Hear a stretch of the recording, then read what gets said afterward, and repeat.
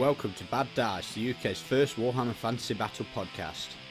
We bring you news, reviews and updates from all around the UK tournament scene.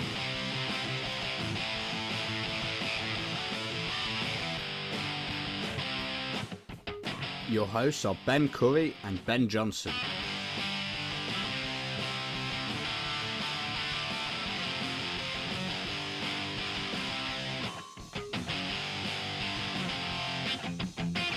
We hope you enjoy the show, and if you do, be sure to let us know. You can contact us on thebens@baddice.co.uk or leave a positive review on iTunes.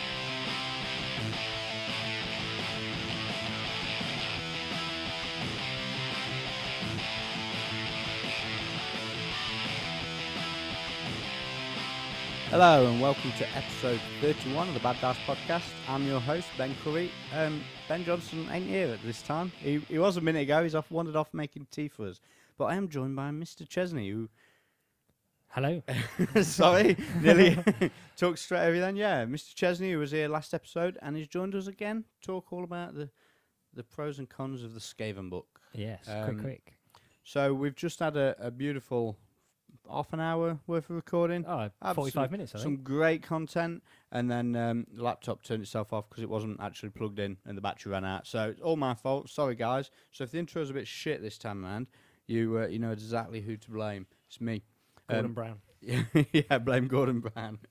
Good stuff. Okay, so quick shout out to our sponsors, Odd Games and Rankings HQ. Them boys have been on board for a while now, so check them both out. Odd Games are a web store, sells all stuff, Games Workshop, and basically everything War Games related. So it's oddgames.co.uk.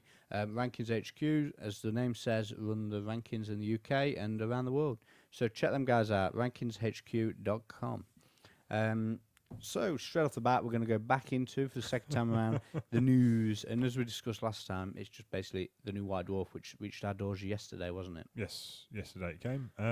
Blood Angels. Yeah, basically, the Blood Angels are the big talking point. They've And all the new plasticky goodness. And a lot of praise. Yeah, we did go through a lot of praise.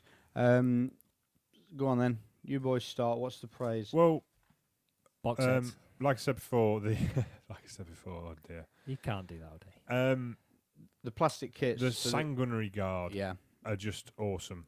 And the one of the first plastic kits in a while to really make me go, wow. Yeah. They're stunning. The wings. I like the wings. I fancy using them for some harpies or something. I think it's all great, to be perfectly honest with you. I think if you were doing a Blood Angels army, why you wouldn't buy 2 or 3 of those, and especially the Death Company even more so, because the Death Company have got even more bits in there. A couple of boxes of them, and every model in your army will be Blood Angeled up. Yeah. Using them as bits for the normal units. Yeah. Well, like again, that. 2 boxes of the Death Company and a box of Tactical Marines is going to give you 20 really Blood Angels up Marines. Yeah, definitely. It's what I'd do. What do you think, Ches? I think they're fantastic. It's such a shame that we don't play more 40k with Warhammer running our lives, so to speak. But the figures are just fantastic. They seem to produce better figures individually and by range than they do for Warhammer. It's where the money is, isn't it? I suppose it is, but I think as well, especially with the Space Marines being so... It's the poster child, isn't it? No. I don't mean that. I mean so interchangeable with each other. Do you know what I mean? Because the Space Marine as it is an arm, a shoulder pad, a torso, a set of legs. You can make individual arms, shoulder pads, torsos, legs.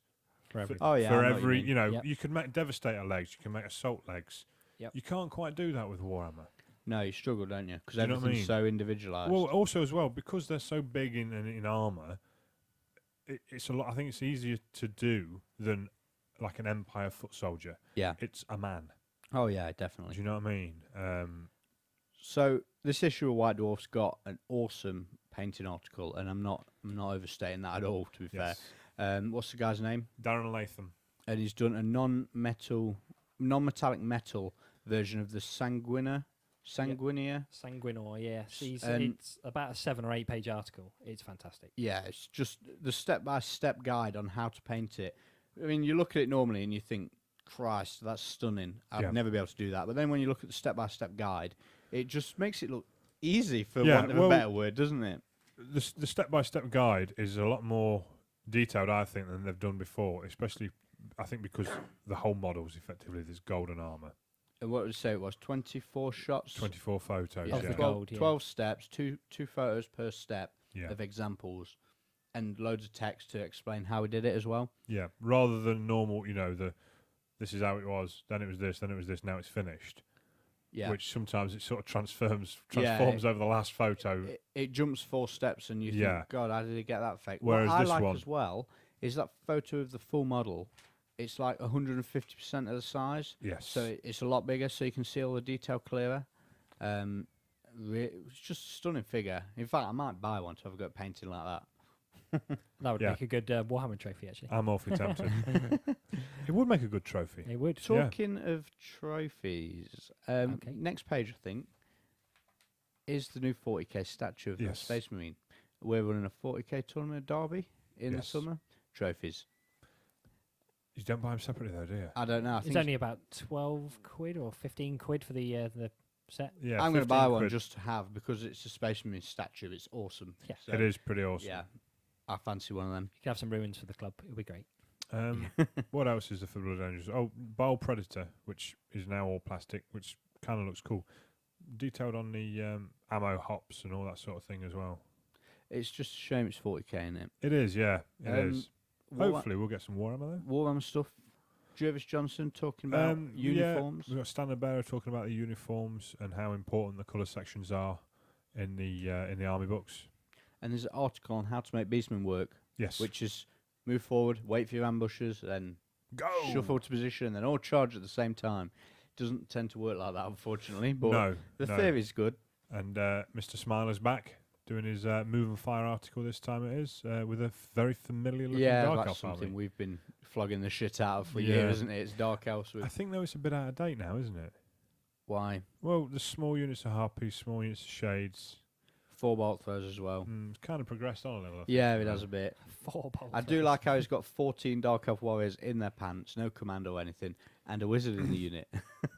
I do seem to remember we had quite a long, in-depth conversation of how many, when we were going to the GT last Yeah. year, of how many spearmen you actually needed How many can you get away with? 17 to make sure you jabbed them twice a turn for 5 turns and still keep half points. I think for was the 5 for a table quarter. yeah. And it was also some theory behind how many you can kill. So turns 5 and 6, you're killing 2 and not taking Not a panic taking a panic test. test. Yeah. Yeah, some work went into that. So yeah, some Warhammer stuff. Move and Fire, the article's called, but then he's got a Thorak gun line in the article, which confused the shit out of me. Well, some of Yeah. it moves quite well, and then the rest of it shoots. You mean the Dragon Slayer that moves 6 inches a turn? Yeah. And the miners. Oh wow. Forgot about that. Other things, print on demand. That's the Oh other thing. yes, the Black Library. So the and, Black Library's launched a brand new website, which I think is blacklibrary.com. Follow them on Twitter as well because they have loads of updates. I'll tell you what else I've been following on Twitter. Gav Thorpe, and he's been making notes on discussions on his new Calidor book. Is that the man with the hamster? Yeah. Okay. So Do yeah, I want to know? No. Okay. his blog's called Mechanical Hamster or something like that. Right. So the Black Library's new website, there's a print-on-demand service where you can order a book and have it printed. And you've looked into this, haven't you, Ben? I've not really. Yeah. I was a quick snoop around their website the other day. Basically, their plan is that every out-of-print Black Library book in the next couple of years will be available print on demand, which is quite exciting because there's a few books on there that I'd like to read that are now out of print. They're a bit more expensive than a regular book, and by all accounts, they come slightly larger as well, with larger print, and they don't have quite as funky a finish as a regular book. Just a cheaper version. Just a slightly more expensive version, well, but cheaper to obviously print. cheaper to print, so they can print off them in single shots, basically. Does it have a turnaround time on the website? It didn't say no, and there was no photos either, which I was a bit disappointed with, about what you actually get. Do you know what I mean? I thought that I could have put a few photos of an actual print-on-demand book so you can see what you're buying. Yeah. So are these collector's items then, or are they like a limited edition run, or is it just the fact that it's such an old book that they're not printing them? Yeah, It's that's it. literally that. It's literally, I want a book that they printed 4 years ago that obviously they did a run of, sold all of them. Yeah. like, well, what's you got on there? You got Honor Guard by Dan Abnett. Yep. Probably not in print anymore. I don't know. So you go, oh, I quite fancy reading that. You pay a couple of quid more than you would for a regular book, And they print you one and they off. print Yeah. you one. Would people not just look on eBay? Possibly. It's not about that. It's about the service. It's the new media. Yeah. It's the future of technology and the way forward. You know what I mean? The Yeah. thing is, as well, No, good point. is once it doesn't cost them anything. They don't have to have 1,000 of them on a pallet in a warehouse somewhere. It's the same as we've got the T-shirts with Zazzle, haven't we? Yeah. Zazzle have a warehouse full of plain T-shirts. So people can go to zazzle.com/bad dice, Plug. buy a shirt. It saves me. They pay a bit more, so Yeah. it costs you a bit more to buy it, but it saves me buying 30 of them and then trying to flog them on. Same sort of thing with Black Library. It saves them having to print up a load of books and have them. They could be sat there forever. They might Yeah. never sell them. Mm. But having this service available, I don't know, no idea what it costs It's- them to set up. It's but an odd one. Yeah, 'cause I would have thought if you're doing it as a service, you wouldn't charge more than the original book. If unless they want it as a money making thing, in which case I don't think. I don't think it's a money making thing. You I only, think it's only a just couple of that's how quid much it more costs. than a normal book. Mm. I think they were doing it. Probably are making profits. At the end of the day, they are a business, but I think they're doing it to be able to provide the books that they no longer provide. You know what I Yeah. mean? no, it's a good idea. Hopefully they'll go back and do it for all of the stuff because there's all sorts of like schematic books, old like tank drawings or Warhammer art books. You know, the art of Warhammer kind of thing. If they can do it for all those as well, I think they'll be more popular than the novels that you Yes. can find cheap secondhand. Yeah. yeah. I See, think- I'm surprised, to be honest with you, that things like that they don't stock anyway. Like Yeah. the Libercatica books. I mean, they've just re-released that actually, haven't they? The 5 one. Yes. But the single ones, again, the Ratman book that they did. They do an Empire one as well, I think. Yeah, that's just out. Actually, it's only been out about a year or so about heraldry and. Oh, but is that a Black Library book or is that just a GW book? I don't know. That's but, a GW book. you know, things like that. I'm surprised they don't keep in stock because I thought they'd have been more popular than. Yeah, they're not going to reprint that, dude. Realms of Chaos, The Realms Lost and the Damned. It's a beautiful book. I'd love that book, and Ches is holding one in his hand. Yeah, I mean, I don't read a lot of Games Workshop novels. I've never been a big fan of fantasy novels, which is odd because I love the fantasy background and stuff like that. I just don't get on with other people's vision of it, I suppose. Mhm. But this book is just amazing for Yeah. background and story and Again, same as the Libercatica books. They're brilliant. Really are. Yeah, the good stuff. So, White Dwarf, anything else? Ches has just opened the pages on the. Yeah, Leo Baker and Robert Gogin's Vampire Counts Army. This apparently won the best painted army at the doubles. I, however, have no memory of it. I can't remember seeing that neither, and No. I was at that doubles. So was But I. We were very drunk. It was your 30th. It was my 30th. We definitely voted, because we always vote. But I really cannot remember seeing that. It's a nice army. it's a lovely. I I missed like the that colour first scheme. time around the White Dwarf. Actually, I must have skipped over it, thinking it was either a 2-page advert or just Yeah, missed it. But it's quite nice actually. it is. I It's, like this Army Masters section. Having readers' armies in there. yeah. It's real armies, isn't Yeah, it? yeah, It's yeah, not definitely. something that you can't achieve. I mean, going back to the Sanguina guy, the painting article, it makes it kind of achievable, but I still think you need a hell of a good, experience behind you. Whereas real armies, you can see how they've done stuff, and people can achieve stuff like that Yeah. just as good. It is. It's a nice army. Really Bit- ni- A bit bright for my taste. I'll be honest with you. I like the cartoon look. Just what it is, basically. Yeah, bright it is. loud I mean, colours. they look like they're from the back in the day, the red period, don't they? Scooby Doo, that's what it is. No, in a nice way. I'm not. Yeah, I'm yeah. not belittling. The army looks fantastic, but it's that thing of hitting you with bright colours Mm. and It makes and it pop. Yeah, it Oh, does. oh it really God, yeah, does. it pops definitely. I like it. Okay, so anything else in White Dwarf? New Black Library book, back onto Black Library, Nagash, part 2. Yep. Was it Nagash Is the it not- Unbound? Was it not part 3? No, part 2 Nagash. That's on its way. I liked the first one, so I'll pick up the second one. I think that's about it for White Dwarf, isn't it? I couldn't get into it. Nagash the Unbroken. The Unbroken. Any other news? Oh, next month, the Orcs and Goblins rampage through the pages of White Dwarf. Ooh. Excited. Yeah. Is it a new plastic giant? And nothing else. I don't know. I'd like Just well, a there's picture of a new plastic giant. there's talk on the old Doodah Debt, isn't there? On the Tinternet. On the Tinterweb. I've missed all of these rumours. you know. There's some new Orc stuff coming, but again, Boys and boys is what the word on the street is. Trolls. I Trolls. thought. I don't know. Trolls is in it. Again, Maybe Stone and River Trolls back again, as in they're in the It book. depends but what they're website you read, isn't it? yeah, it does. It depends which website you read. But yeah, new Orcs. That'd be Yeah. that'd be good. Be I lovely. painted an Orc the other day. Oh Just dear. the one on your Just the Empire. one on the cannon. It's a slippery slope, mate. Yeah. You start again. I had a great time painting him. Do you want me to break your leg? No, don't. I like my leg. Okay, so weeks in or fortnights in fantasy. So last time we were here was 2 weeks ago today. I played a game that night, and I've played 6 since then. I've done quite well. You have. Played you twice, Johnson. Yes. Not played Mr. Chesney. You haven't. Played 2 versus Ben, 2 versus Michael Biggs with Dogs of War. I played the Bobatron tonight with Silly Wood Elf Army, but it's fun. Yeah. What else have I played? Played another one. I played a new guy who came to visit us at the Derby last night with his beasts. He'll never come back. He will come back. He's all right. So a quick rundown because I've already done this once. Not really going to talk about the ETC games too much. Keep my secrets to myself. But Michael turned up with his Dogs of War. Asked me to run a dragon at him. Yeah, I kind of did. The man flayers couldn't poison the dragon quick enough, and it just went straight through him out the other side into his wizard bunker and out of them, and that was all she wrote. Yeah, that's a pretty one-sided thing, isn't it? As soon as the man flayers go down, the small cannons are just not enough to take away. You can avoid them quite easily. It's the D3 wounds. It's the D3. You wounds. can stand in front of it quite comfortably. In fact, you can stand in front of 2 of them and not be that frightened. Yeah, as think long as you've got. I think I regened one on the rider as well, Well, Good if boy. I remember rightly. even then, even if it gets through, you're not dying on average, are you? It's 1 No, in 3 chance that's of what I dying. mean. So That's what I mean. Yeah. yeah, You can it's a stand huge difference. Huge. So that was a bit rough. But I played you with Ben with the there. Yeah, you played Dark with Wood Elves Elves and Dark Elves. So the Dark Elves tried a bit of a different build. I went for no shades, went for 3 units of crossbows and double blackguard and Single Blackguard. 1 blackguard unit.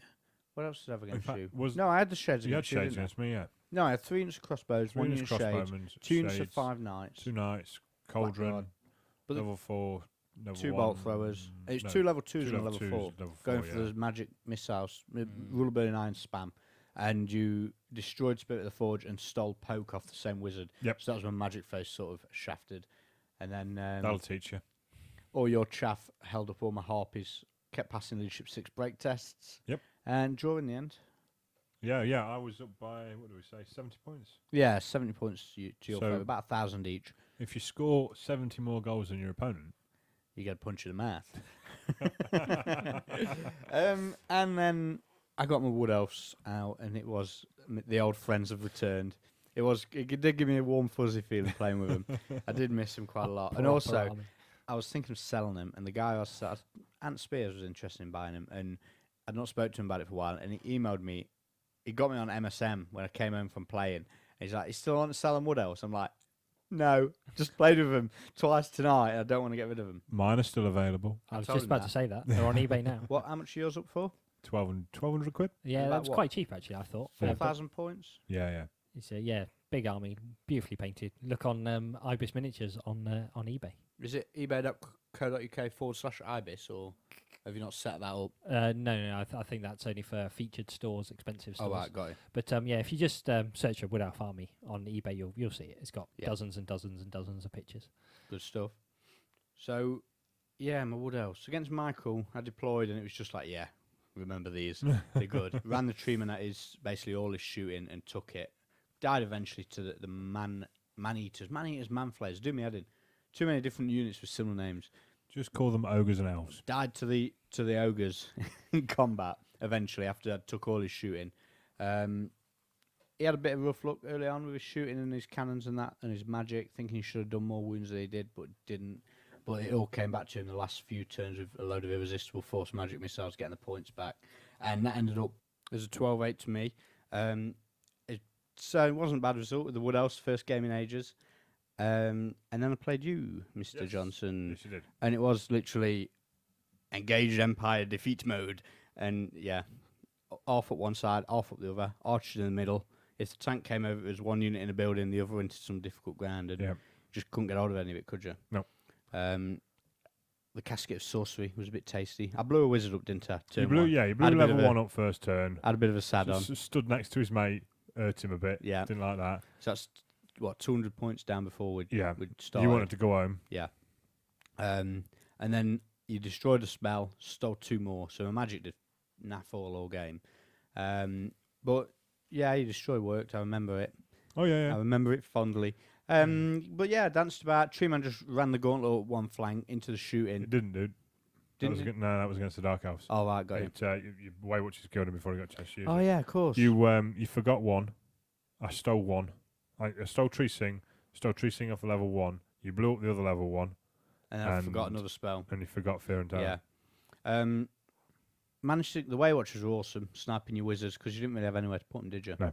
And then the Tree Man just ran straight at one cannon. You had to move the cannon to get line of sight, didn't you? Yeah. Treeman took 2 cannon cannon shots and a steam tank shot. But Did I ward save one? no, none of them hit you. None of them hit. And then I was in through I chased off a unit of Cav with my Wild Riders. Yeah, I'd left the Knights within about 17 inches away from the Wild Riders. You charged, I fled. Took some Outriders with you off the table. Hit the board, died, took the Outriders with me, which then basically left the Tree Man to just trudge forward. Yeah, got the cannon, got the second Outriders, kept the tank chasing after shadows. Because I mean, even if both the Outriders had stayed there, your Tree Man doesn't want 25 strength 4 armor piercing shots shooting at him. No. That's going to upset him. Yeah. So yeah, and the result was compounded by you making a mistake with the Archrector, letting some War Dancers get in the side. Yeah. 3 of them killing blowed him. Yeah. So that was pretty much that. And last turn of the game, wasn't it? And he's like, "Oh, that's it, done." I was like, "No, got some Dryads attacking you. No, War Dancers attacking your chariot." That was it, wasn't it? And he was like, "Nah, he's gonna do fuck all." I was like, "I'm gonna get off points." I did 2 wounds, 2 sixes to wound, failed him. Yeah. So that was that 15-5 to the Wood Elves. Yeah. But it was good to use my Wood Elves again. Yes. And then my other game was, I've had 2 games on top of them. Played a guy called Matt with his Beast of Chaos. Beast of Chaos. Oh dear. It was a bit of a rough match. His army wasn't that strong, and I had my dirty Dark Elves with a dragon and everything. And his army was about as strong as you can make it. yeah, maybe. Dragon just frenzied his stuff forward. Dragon went through the back of it. He bought 20 Gore on ambush on turn 1, and I black-hole them back off the way they came. And it was just, I don't know, beasts. Like, I think it was said before when we tried to record the first one, I think it could make some really fun lists with some a load of magic, Unseen Lurker, and Power Stones to get the Unseen Lurkers off. Maybe a BSB, Beastman BSB. I don't even know what they're called. What are they called? The Wargore. A Wargore BSB, Yeah. so you can steal the shadows in about. Yeah. Maybe a Gorgon and a couple of Jabberslives, or Gorgon and Jabberslive for the Unseen Lurker in, and just it'd be fun, but it won't be competitive, I don't think. Exactly. I think we mentioned before, didn't we, that a lot of the special rules and a lot of the better things in the army are only better against the lower tier armies. So they're never going to be, even in an uncopped event, which is what you need to get all the chariots and all the magic and all the big gribbly monsters, they're still rubbish against demons, and they're still, going to be all right against the other stuff. The Jabberslives attack sounds really good, like a mini Banshee attack, but it only works on things that aren't immune to psychology. So all of a sudden, that rules out the top third of most armies. Yeah. It's an odd one. It's so frustrating to see what could have been a lovely book missing so many minor things. Move through woods. Yeah, move through woods. Yeah, Pumblegore's being immune to psych. Yes. And not really having a figure that you can look at. Oh.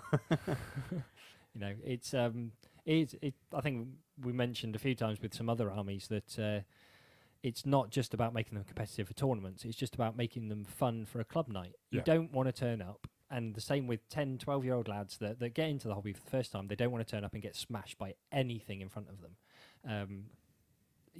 Nobody cares about losing every now and again, but when you turn up week after week after week, and your mates have got the same stuff and you've got the same stuff because you can't afford the number of armies that we have, if you've got a beast army, you're just going to give up on the hobby Hiding for nothing, 3 aren't months. Yeah, exactly. It's really frustrating, but you're going to see some fantastic modelling projects.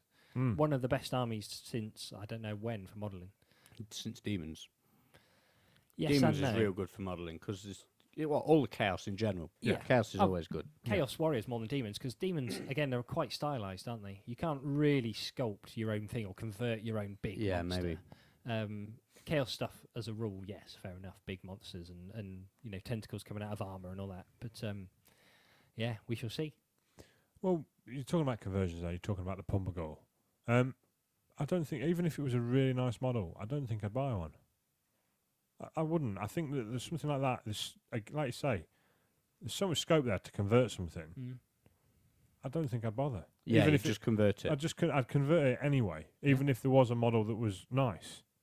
Perhaps you'd convert it out of the nice model, though. That's that's true. But use then that as basis. I think you convert it out of the semi-ugly model. It's a good base, I think. Maybe. I think Anyway, that's enough about the Beastman. yeah. It's got legs, it's got a mouth. Cover the rest of it up, might be all right. Is that your philosophy on women? Yeah, pretty much. Oh, Love you, dear. baby. So my other game, my 6th game in 2 weeks, was tonight against Bobo with using the comp from his tournament to test out the Lizardmen. Oh my God, how filthy in that comp for the Lizardmen. They're not that bad. Right, okay, example. I wrote think my Wood somebody might Elves, have made a mistake. and I thought the Wood Elves a bit good in the comp. I let a pair of idiots, 3 idiots in particular, talk me into not using a level 4 and going for a Branch Wraith and a BSB so I can get 1,000,000 units. And to be honest, it's quite good. And I think with a bit more practice, it'd be really good in this comp. However, so I had a Branch Wraith, BSB, 6 units, 5 units of Dryads, 3 units of 10 Glade Guard, 2 units of 6 Wild Riders, Tree Man, Way Watchers, War Dancers, all in 2,000 points. So it's a lot of units.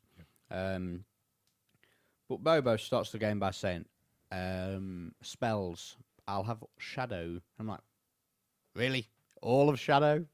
Thought this was comped. And he's got that on his Ethereal Slan, which just sat in the middle of the board, Ethereal with all of Shadow. Seemed a bit rude to me. But then he's got the Jaguar Charm on a Scarvet. It's probably warped a bit by the fact that I didn't have the 2 scrolls. But even if I did, if I had 2 scrolls and 4 dice, I can't beat him 4 dice versus 4 dice, because you can't. You might do now and again, but you can't. If you want to stop him, you need to be using more dice. So I could stop Unseen Lurker twice, and then he casts it another 3 times. So no, can't. And to be fair, if I had 4 dice, he'd just be chucking 5 dice at it, and then I'd be getting it off every time. My 2 dice isn't enough to stop it. So they're knowing all the spells, chucking 5 dice a turn at Unseen Lurker, moving the Stegodon, the Source Cav, and then let's say he uses 4 dice. It's 2 dice Steed of Shadows, Jaguar Charm on a bound 5, and then 4 dice Unseen Lurker. You can't stop the magic at all. So maybe it is a bit good. I don't know. But what do you do? It shows you how easy and how quickly things get skewed as soon as you start comping anything, doesn't it? I mean, because everybody would look at the Slan normally and go, well, he's only got 6 dice to play with. He's not really going to achieve that much. Because that's, again, in a normal tournament, that, he's going to do bugger all. I kind of don't agree with stopping the Dispel Dice at all. A Dispel Dice never killed anyone. So, why not let him, as much Dispel as you want, stop the power, as much Dispel as you want, because all it does, it means people still get the spells off. Especially if they bring level 4s, they get the big spells off still, guaranteed. If you stop them bringing the level 4s, which was sort of bandied about after Sheffield, but then wasn't followed up on. Yeah, a few people says ban level 4s, because then you still get constant magic, you get a couple of fireballs to a turn, you're not getting your Gateway, your Unseen Lurker, your Pit of Shades, but I don't know, That's an interesting one. No level 4s, and Yeah. it opens up. I mean, some armies, like say, Lizardmen kind of need the level 4, but I don't know. Saying that, there was a good 50-50 split at Sheffield. Lizardmen, I don't think they've been hit that much more for the new comp, but there was just as many Old Bloods as there were Slan. Yeah, People saw the opportunity to take the Old Blood and it compete, and they at did Sheffield, people were asked to try and play nice, whereas this one, it's hard comp, it's done, bring what you want, turn up on the day with it. So people are going to go, right, let's see what we can have. I've got a doozy of an idea, but I'm keeping that one to myself. Really? You've always got a doozy of an idea. It always falls down flat on your face. I might do. I don't think it will. I know your idea. Okay, so that's my games basically. Boa give me a kick in. We was going to add it up. Then it's like that. You got most banners and 4 table quarters. We'll stop there. Yeah. No point adding any more than that. He's hammered me. Tree Man fisted the Ancient Steg with his big hand. Big hand, massive knuckles. But the Source Cav, Unseen Lurker assisted, went through quite a bit of my army. Yeah, I think it was a case of overstretching yourself, wasn't it? I think on one flank and you overlapped a couple of units. Or Yeah, I think that's what it was. I shoved them all too close together, Yeah. thinking they were all right, and they weren't. It's my own fault. But yeah, Bobo played it well and beat me, battered me. Right on, Bobo. Yeah, so that's my 6 games in 2 weeks. I've done quite well. I played one. Yeah, I was ace. I was a bit knackered after Mersey, to be honest. It's quite intense the week before and running up to it. But I played Michael, same guy you played a couple of weeks ago, with his Dogs of War list again. So the same level 4, 2 level 2s. I used a Greyseer because again, ETC style. Everybody seems to think that the Greyseer is the way forward because the Stormbanner can only go on the BSB. Is that a good idea? Is it a way to comp them? Does it really change anything? Or does it just force them down? The more defensive Greyseer, The more Magic defensive, Consume yeah. route. I don't know, to be honest. Yeah, it's an odd one. I'm not a big fan. The problem of is, I think everyone had bought the Magic defensive Greyseer route anyway, and the Stormbanner. Yeah. In that environment, I think the Stormbanner is that good that you've got to comp it somehow. yes, You can't ban it. Well, you could ban it, I suppose, but I don't think anything's banned, is it, at the ETC? not really. No, nothing is. So that's a form of comp, isn't it? Yeah, I don't think it's as bad as people think. I think it's something that people are going to get used to, and you're going to have to just make your opponent either do something to force the Skaven player to activate the Stormbanner early. Yep. So pressurise him with a throwaway unit that's going to get to the Greyseer that he has to stop flying, or put some shooting in Okay, places that he how doesn't many want. armies have got throwaway flying units? Well, quite a few, to be honest. Dark Elves, Demons, Beastmen, Lizards. Lizards, yeah. Yeah, there are quite a Empire. few. Yeah, Captain on Peg. Most people have got access to something, and more importantly, the shooting in the right place at the right time. And if you play not defensively, but just wait for it to run out, bear in mind it's hardly ever going to last for 2 of your turns. It's what is it, 1 in 4 chance or something? Something like that. Yeah. I bet you there are people sat at home now going, well, it never ran out against me. Yeah, exactly. I've had a game where turns it in a row. lasted 7 turns, but I've also had most games where it only lasts 1 turn. It's an odd one. I think it's very important that I think they need it because else they do get shot off the table very, very easily. As soon as they start losing their ranks, they start losing their leadership, and then they bugger off and they don't come back. Isn't that it's an kind odd of the one. point of them, though? But you don't want everything to run away on turn 3, do you? And, No. and Yeah. never have a game. Anyway, Worked at Sheffield. we'll get on to that in a minute. Yeah, we're going to cover Against Skaven in a Michael, I didn't get a great spell list. I had a Greyseer, a Plague Priest, Rival Hide Scrying Stone, Warlock Engineer, a Condenser Doom Rocket, and the BSB with the aforementioned Stormbanner. A couple of scrolls, and I didn't roll any offensive spells on the Greyseer, and that immediately put me on the back foot, Yeah. basically. I just had the one Warp Lightning. I was using Wither as an offensive spell, as in I was picking his Wizard's bunker, and I was just trying to spam it dead, trying to get it down to 0. Yeah. And that was about as offensive as I could get. The Doom Wheel dominated one flank for the first couple of turns. Put pressure on his ogres who couldn't really get out of the way. Same as your game with the Dragon Ben. It's they just can't get out of the way, can they? They're too big, they're too unwieldy. But then from turn 4 onwards, nothing went right. I was taking wounds left, right, and centre. The Doom Wheel misfired and ran sat 2 inches in front of Mengels. Okay. And the Warp Lightning Cannon Did decided. Mengels drop 6 wounds off in one go? No, he'd already taken 2. It caused 2 on itself. Oh, right. And it caused the other 3 very, very, very easily, basically. I just picked it up, took it off. And the Warp Lightning Cannon decided not to kill anything. The one saving grace, I lost 12-8 to Michael in the end. The one saving grace was the fact he miscast for the first time on turn 6 and gave me the 13th spell on his level 4. He was on his own. So it's like 4d6 rolls to kill one model. Yeah. Does that work? Yeah. So, Did you roll them as well? should have done it. But no, it was an odd game. Lots of his shooting went really, really well. The cannons and his hot pot did absolutely nothing. But then their D3 wounds, low strength, like we said earlier, they're not really going to do much. And it took all of that for him to win 12-8. So not too displeased from my point of view. And quite odd from his point of view, because not much could have gone better for him. And to only come out the other side 12-8, it's got to be frustrating. Yeah. Really frustrating, actually. When you play an army with that many figures, he didn't really make any mistakes either. Passing 10 out of 10 panic test was good for him. Helps. But it happens, you know. Yeah. Leadership 7 and 8 is not terrible.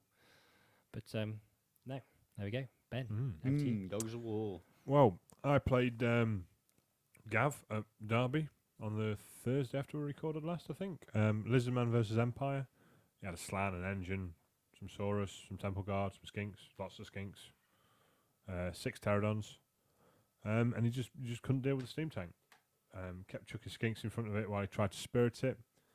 The turn where it was most pressing that he did spirit it, the Skinks that I'd charged double one their break test.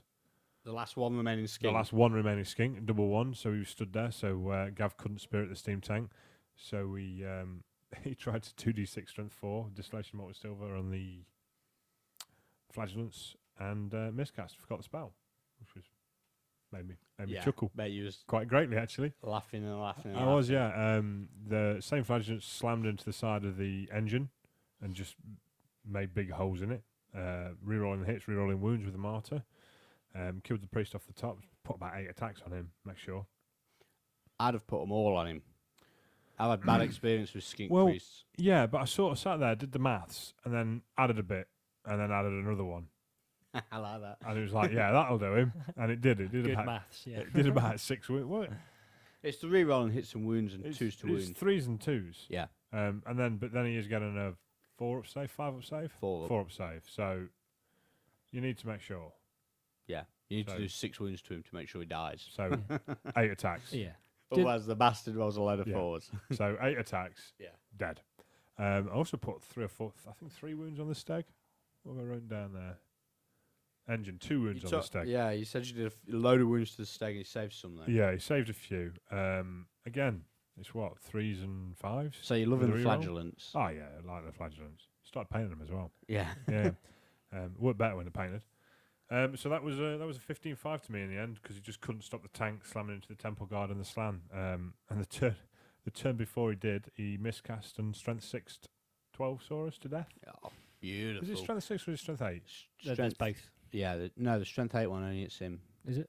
Yeah, it doesn't. Well, it was the one I that might hits, be wrong. the one that hit all his mates anyway. Yeah, he's got his rule book again. Killed a ruck of them. We need Ish. This is what we need. Yeah, Mr. Ish will know. So is that it for your games? No, played you twice. We've also Yeah, spoken we about talked about that. that. And also played Mr. Hall. A rematch from the Meltdown. A rematch from the Meltdown, yeah. He was using the same list. I changed mine a little bit. I got the Ultra in there instead of the Knights. Yeah, I remember that. You turned up. What we're playing? You're like ETC list. Adam's like, I only get 2,000 points. That's rubbish. I'm not playing with that. Well, no, he didn't. He played with his No, that's South what- Coast list. He was like that. He was like, I only get 2,000 points Yeah. in ET. That's a lot of crap. I'm not doing that. Bugger it. Want to use 2,250. I think he sort of thought that he'd have no luck with the Bloodthirster who stood in front of him with a cannon.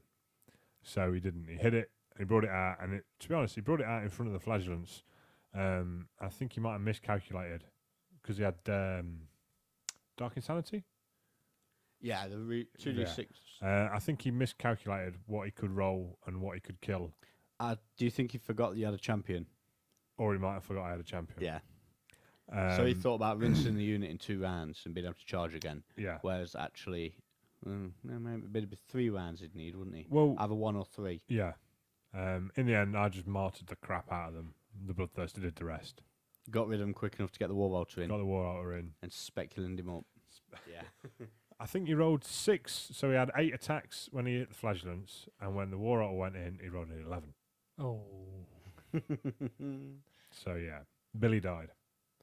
To be fair, the only Well, points... hang on. Do you get his 11 attacks with a speculum? Yeah, Really? Yeah. he gets 11 attacks. You replace your attacks characteristic with 2d6 plus 2, don't you? And I've got Did you have hatred. the Sword of Power? No. Oh, Oh, that- yes. Sword of So Power. he's So strength 9. 9. 13 attacks with hatred at strength 9. Thing of beauty. That's going to kill him. Yes. It's going to kill an elemental. Remember those old things in Yeah. Realms Chaos with 10 on everything? Excellent. Yeah, killed him dead. To be fair, that was pretty much all the points I got. That and the horror block. Again, Steam Tank and War Altar went into the horror block and made big holes. Good stuff. Big, So, big holes. draw? Draw, yeah. you 10, got 10. all your chaff then. Yeah, I'd cocked up against the Flesh Hounds, which I do a lot. Regarding how far they can charge. Yeah, you do that a lot. You I've got this like Definitely. blind, so I always think they go 14. I know, it's because They do everybody has the a herald herald in in. there. Yeah, Easy. all Yeah. the time. Yeah. So it meant that he could charge a unit of knights, which were basically going to speed bump him.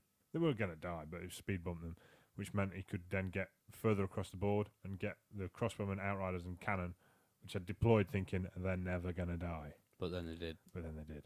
Mm. But hey ho, 10-10. Is that all your games? Yeah, just the 4. You done it else? Done a lot of painting.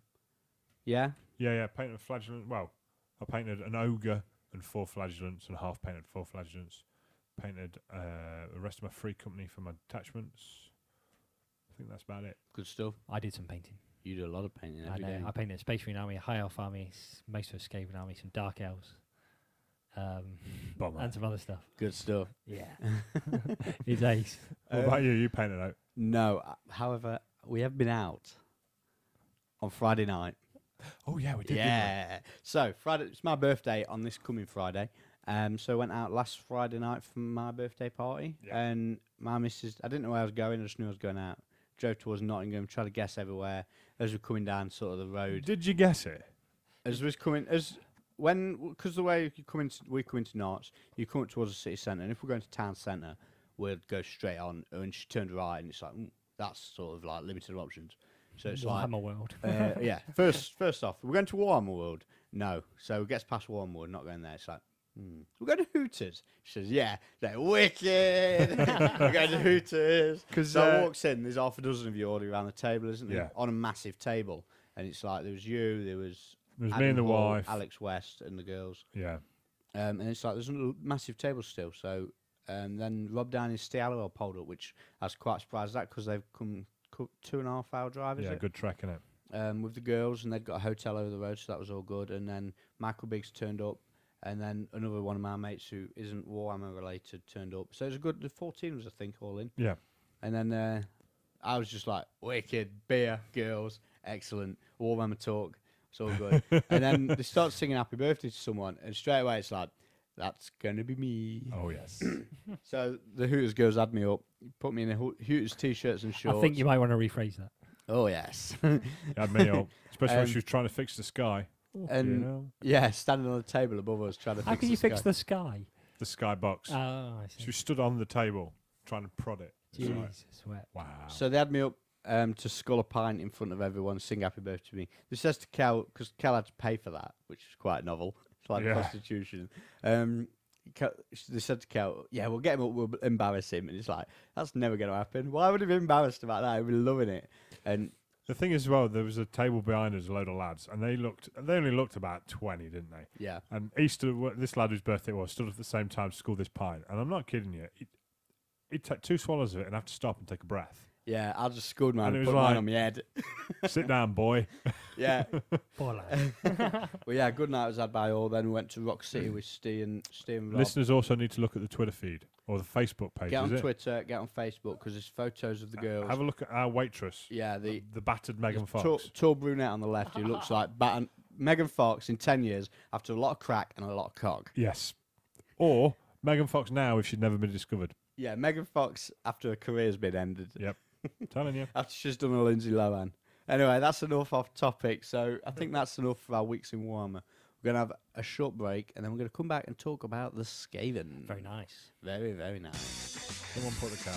Hey dudes, just want to take a minute to tell you about the next big thing in wargaming. Rankings HQ is the new home for not only rankings across all game systems, but the latest social networking site for gamers around the world, including articles, image galleries, and heaps more.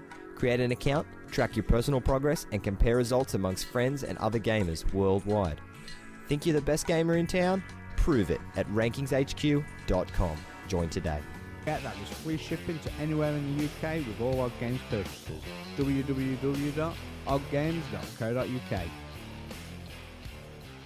And we're back from those short messages from our sponsors, and we're going to talk about the Skaven. So Mr. Chesney is the man on this. He's a long-time Skaven player over the years. I remember when I first encountered you was must have been 5, maybe 5 years ago, I reckon. Jesus. At the Dragon Slayers on a Tuesday night. No. Can't have been that long ago. It'd have been 2005, maybe 6. 2006. It's 2006. It's got to, please. 2005 please make it WPS 2006. GT I went to, so it would have been 2005. 2006. Yep. Just before Christmas, you turned up at the Dragon Slayers on a Tuesday night at the Gas Club with Yeah. a Skaven army in a box, and it was like a No. million. No. It was a Skaven army on a tray On that a you tray. painted that day. I was getting to that. With a Okay. million of the metal Jez Goodwin sculpts, Yeah. and you said, "I've painted this today," and it was still literally the static grass was wet, Yeah. and there was like 200 model Skaven army, and yeah, Do you know how many Skaven armies I've painted? oh god knows, go on. I have painted, I think we worked it out the other day, 57, including this one that I'm on at the moment.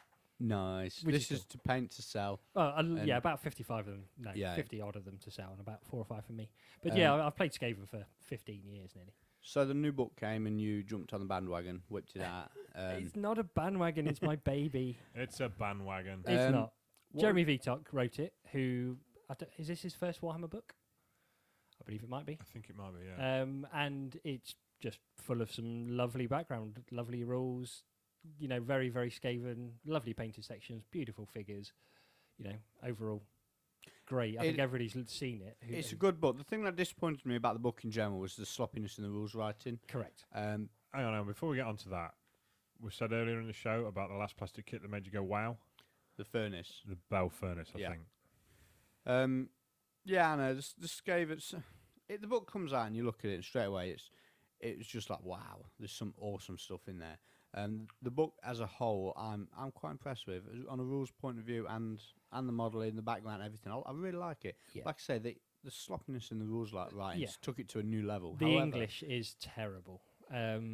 It's written from a point of view that somebody who wants to push fluff into it, and you know, what was it, 20 odd miscast tables and lots of nice little special rules. It's absolutely brilliant, but nobody has gone back over it and said, And what made does sense this of mean? it. What does this mean? How does that work? And Was even it when not things written are, by 2 or 3 people, though? Jeremy Vitok is the only name in it. I would assume there are more people in the studio that actually had a hand in I it. seem to remember reading, again, on the fabled Tinterweb, that somebody left having half done it and Jeremy Vitok picked it up after that. Possibly. Because, don't again, know. that strikes me as you read some of it and it's Yeah. messy. Yeah. You would have thought it doesn't matter who's been on the project, though, that 5 minutes before the end, Yeah. the editors would have sat down, or at least people that have played the game and can make sense of it all, and put it to the rules in the big red book, because that's where the crossovers, the problem is what does it mean in terms of playing Warhammer? Individually, the rules make sense most of the time. You know, taken out of context or whatever, you know, it all falls to pieces. Overall, though, I think everybody's been really impressed. They kind of compete with most of the top tier armies. I think what the biggest thing they do is they change the dynamic of the rock, paper, scissors, whatever you want to call it. Yeah. Yes, Because they're really good against lizardmen, demons, and a few others, you know, and the Empire are very good against them. The dwarves are pretty good against them. It's all a case of, you know, it does change the It whole mixes dynamic the of bag, team. doesn't it? Exactly. We And- sort of touched on this last episode with the question about the 5 and 6 flesh hounds. Now the Yes. Skaven are out, do you need the 6s? Because 5 flesh hounds all of a sudden getting shot and turning into 3 or 4 flesh hounds. Yeah. Can't touch 20 slaves, never mind 20 Yeah. clan mats. Exactly. The 6, which then goes down to 4 or 5, does still go through stuff. And again, it's changing the dynamics. Yeah. Which is the best thing of the book. Everybody, I mean, you're saying about the bandwagon, it still hasn't started yet. Have you noticed the number of people with Skaven armies at tournaments? There were only 8 at the GT final, which was a field of 140 odd people in the end. There were, I think it was 6 at Sheffield. Bear in mind, I don't think anyone qualified with Skaven before the new book came out. Oh, I couldn't tell you. I That's a wouldn't very know. good question. I don't think they did. There you go, listeners. Somebody can find out and Yeah, yeah. email in. And then again, at Mersey, I believe there were, was it 7 or 8 in 120 field? And that's 3 months after the release of the book. Yeah. So you would have thought if people were going to jump on it, they would have jumped on It's it a by now. daunting bandwagon to I leap think, on. suppose it yeah, is. with 200 it's models. not a demon army where you buy a box of ghouls, a box of direwolves, and a couple of characters, and you're done. Yep. Especially if you've not got a Skaven army. I mean, if you've got a Skaven army, you buy what? You buy a Bell, a Doomwheel. And- I do know a and lot you're of done, people aren't with you? Skaven armies that haven't taken it across to the new book, though. I think they're... Well, another thing that, I mean, we certainly said to Adam, didn't we, about it, when he started using them, almost as soon as the book came out, you know, you're not using the Doomwheel until we figure out how it works. Yeah, we banned him. Yeah. Basically. He was fine. He just took 2 abominations. Yeah. No, he didn't. He just put them back in the box and used demons. Oh yeah. So rules writing aside, we know the fluff's good. We know the story's good. how do they perform on the table? Well, quite And well for what me makes so far. them? What makes them tick? Basically. Yeah. Rank bonus. Yep. Static combat res, rank bonus, reliable leadership until it starts falling to pieces, obviously, and weaponry that has the potential. I think that's probably the best word to describe the entire army. Is the potential scares the bejesus out of your opponent and yourself. To be fair, you know.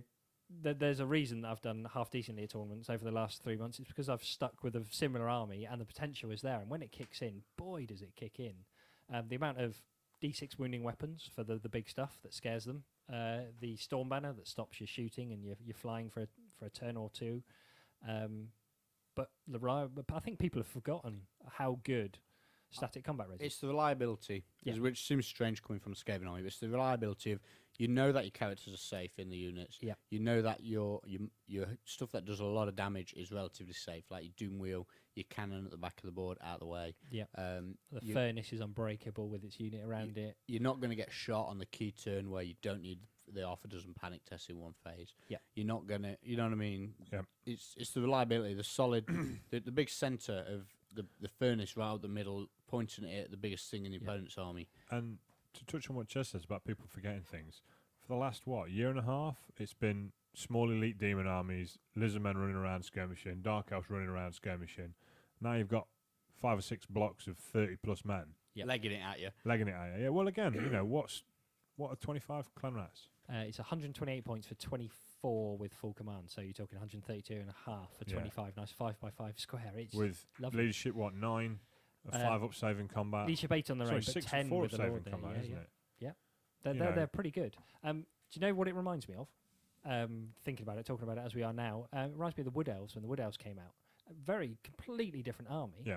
But it's the reliability and the way it changes the dynamic of the tournament scene. You know, the stuff that doesn't run away, the stuff Well, that's yeah, in again, psychology, the Wood magical. Elves were the first dancing, gay in shooting army, Yeah. weren't they? And now they seem to have gone back to the Broken the mold again. ranks and flanks. Yes. Broken the moulder.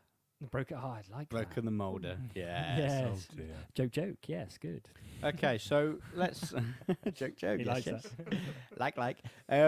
So let's start from the beginning. Well, a man went along to a town and built a big tower. Oh no, not that beginning.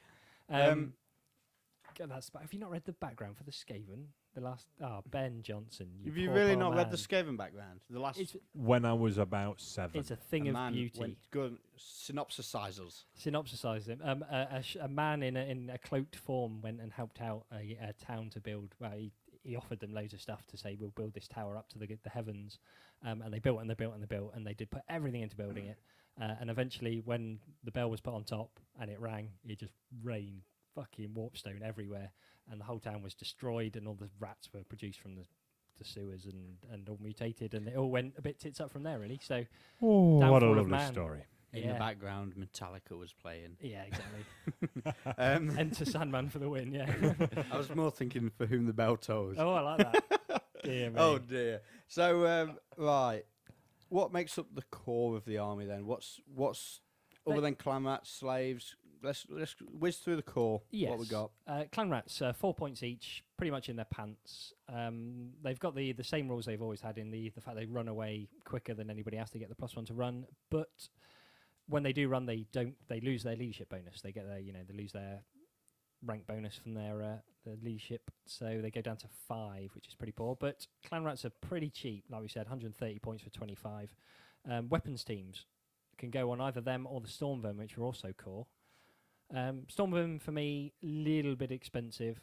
Yes, they've got +1 weapon skill, +1 initiative, and a better armor save. And awesome new models. And awesome new models, but they are twice as many points and twice as much money. Yes. It's a scary prospect. Yep. The weapons teams for them, though, are pretty good fun. I've only tried a couple myself. The poison wind mortars are great fun and very good if you're playing defensively. They get pretty scary if you're playing offensively because the miscast is you pretty much put the template on your own units. It's ace. I played Leggy with 2 of them at the slaughter, and I thought they were fantastic. Then move and fire. I- That is the most important thing. I played a leggy on the Friday night before the slaughter, and he was firing blind at me. So he was shooting, misfiring, rolling a 10 back towards him, which was actually 20, and landed on the thing that was shooting at me. So Yeah. you know what I mean? It was See, whenever he shot me, they were effectively on the board edge. And Yeah. to be fair, most of his army was pretty much on the board edge as well. And he only shot me for like the first 3 turns, and then packed up. Well, and then one of them was dead, and Yeah. he packed up shooting with the other one because Yeah. of the chance of a back. big scatter. yeah. He's an proper Skaven players don't do that. I'm sorry, mate, but you know you can slap him around the head. It's as bad as I do. you know somebody taking the Bobo list to the GT or something. I don't know. It's poor. Warp Fire Thrower. It's as good as it was before. It's a shame it isn't move and fire because it's so avoidable. It's just got such a shortish range, I suppose. I think the optimal is between like 10 and 18 inches or something. Yeah, the problem I have with the warp fire thrower is when it blows up, it takes half your armor with it. Correct. And it gets picked off. The rattling gun is great fun. Still, again, it's move or fire, so it can be avoided. And you have to roll to hit now. It's roll to hit now. But obviously. it is 18-inch range. Yeah, it's a couple of extra inches. 3 extra inches. Quite good. Catches people out as well. Makes when all they the think it's difference that does. Yeah, it when does. they think it's 15-inch, strays into range. Yeah. Daka, daka, daka. I also like the fact that the misfire tables changed. So if you rolled a double, Any double, yeah. your explosion was depending on which double you Yeah. rolled. Now it's Yeah. any double, then roll on the chart. Yes. And if you roll a 5 or 6, does it not still shoot, but at strength 2? Let me have a look. Do you Which know is- what? is It's one quite of the things I haven't used. I've tried to use a lot of the new stuff actually. So here we go. Rattling gun misfire chart. 1 or a 2, no shots fired, and it's removed from play, as you'd expect from 1 or a 2. 3 to 5 is a random direction, which is an ace. And it's only on a 6. The weapon fires all its shots at the intended target, but it's at strength 2 with only -1. So I do like the fact that there's sometimes a benefit from a bad miscast, but it's pretty poor. And the last of the weapons team, Nope. which is There's 2 more. okay, there's 2 more. One is for a night run. The last of the ones the clan rats can have is a Doom Flayer. Now I've used this constantly, Exclusively. exclusively, mainly because it's the poison wind mortar is great for defensive armies. I've got a very offensive army. The Doom Flayer is just fantastic. It's for the offensive combat. army. It's like a mini chariot, isn't it? It is. It's But got a. how do you use yours? Because I Well- thought this was genius. Is it? I It's don't not know. a skirmisher, is it? It's for not a start? skirmisher. It's on a Which cavalry is- base. It's unit strength 2. I use it like an eagle. Yep. Run out 10 inches ahead of shit. Yeah. Get in its way. It's brilliant. It's got again, it's potential. It's all about the potential. I've taken out, I think, in 5 games against demons, I've taken out 5 units of seekers with that alone, because it can do D3 strength 4 impact hits, or whatever you want to call them, and then it does an artillery dice worth of strength 4 attacks. So the potential is there for 13 strength 4 hits at -2 arm save. But the best thing about it is you can redirect people. Yeah. So- And people don't see it neither. Well, yeah, yes and no. There's not a lot you can do about it, to be fair. It's got Yeah. 3 up arm save to the front, which none of the others have got. And obviously, if you're in the shadow of your parent unit within 3 inches, you get a 4 up ward, and you can use their leadership. So all these things add up for it to be, if you use it right, Better really than an handy. eagle. Apart from the fact it can't fly. Can't fly. Whoopie do. Yeah, exactly. Don't see an eagle with a 3 up save. True. So what are you reckoning to the night runners now that they're ranked? You've not used them, have you? I have used them in 2 games, actually. I think I've used everything here in the office, just to have a bit of a test. The Night Runners, the Sleeking Advance is quite good fun. You can actually get a ranked unit across the table a little bit and pressurise. But again, against the top tier armies, they're just weak. They're twice as many points as Clan Rats nearly. Well, they are 8 points with slings, 7 points basic, and they've got pretty much no armour. Not fantastic, unfortunately. You're not going to see many. And the biggest thing with those is they're still using the old figures. Yes. The new Clan Rats, the new Storm Vermin are beautiful figures and really reasonably priced as well. Whereas the Night Runners are the old 9-part multiple kits with tails everywhere. Hard work. Not very nice figures. Not very And nice. I don't think they were ever designed to rank up. No. No, exactly. Skaven Slaves, however, are fantastic still. Now this exploding thing, do you like this more than... I think any Skaven player that doesn't like the exploding thing needs a head checking. No. They need to not play Skaven. Yes. It's the same people like Leggy that don't fire things when It's- the 2 might be too close to It's a themselves. fantastic rule, and it just screams Skaven. Yes. Oh, from a fluff point, it's fantastic. Yeah. It's really good fun. The fact that every unit within D6 inches takes, is it D3 plus 1 strength 3 hit for each rank that's there, which is a bonus. It's the fact that they don't run away and sit in front of your army when they rally that makes it tactically good. Yes. Yeah. Um, You know exactly what's going to happen with them. Exactly. Again, going back to the game against Michael, I reformed a unit of Skaven Slaves into a line of 20 Mainly for, well, two reasons. Mainly to block a unit of 5 fast cav from charging the warp lightning cannon. The benefit of it was that I was now 5 inches away from the man flayers, and he could charge my flank. And I knew that he could go in, he'd pop me, I'd take a couple off with the actual pop, but he'd be ranked up. So you know where people are going to be. You're not going to flee, they're going to be there, basically. Tactically, one of the best things in the army, along with the Doom Flare. Giant rats. Your favourite. My So favourite. I'll tell you what Chez's favourite is, okay? First deployment, is it 20? Was 20, now 25. 25 with a couple of the Packmasters and the hero guy with great weapon on one flank, pretty much touching the table edge. Yeah. Second deployment, same unit on the opposite flank. Every time you play Chez, you guarantee he's going to do that. Unless there's some stupid terrain there and Yeah. he can't do it. But he loves it. I love it. Movement 6, so 12-inch charge, halfway across the table on turn 1. Leadership 6 for the character that is only a 25-point upgrade for an 8-point model. So you got 33 points, 37 if you give him a great weapon, which you should. And he makes your leadership 9, gives you 2 strength 6, weapon skill 5 attacks, and more importantly, toughness 4 and 2 wounds. So you've always got control of, or you should have control of your rats for more often than not. What I've found playing against him is normally your Dark Riders or your Dryads or something like that just go in, rinse the front rank off, break them.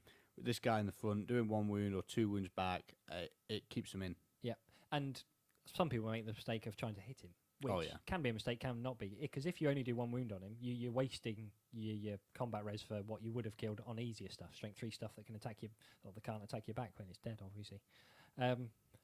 I can't speak highly of them enough.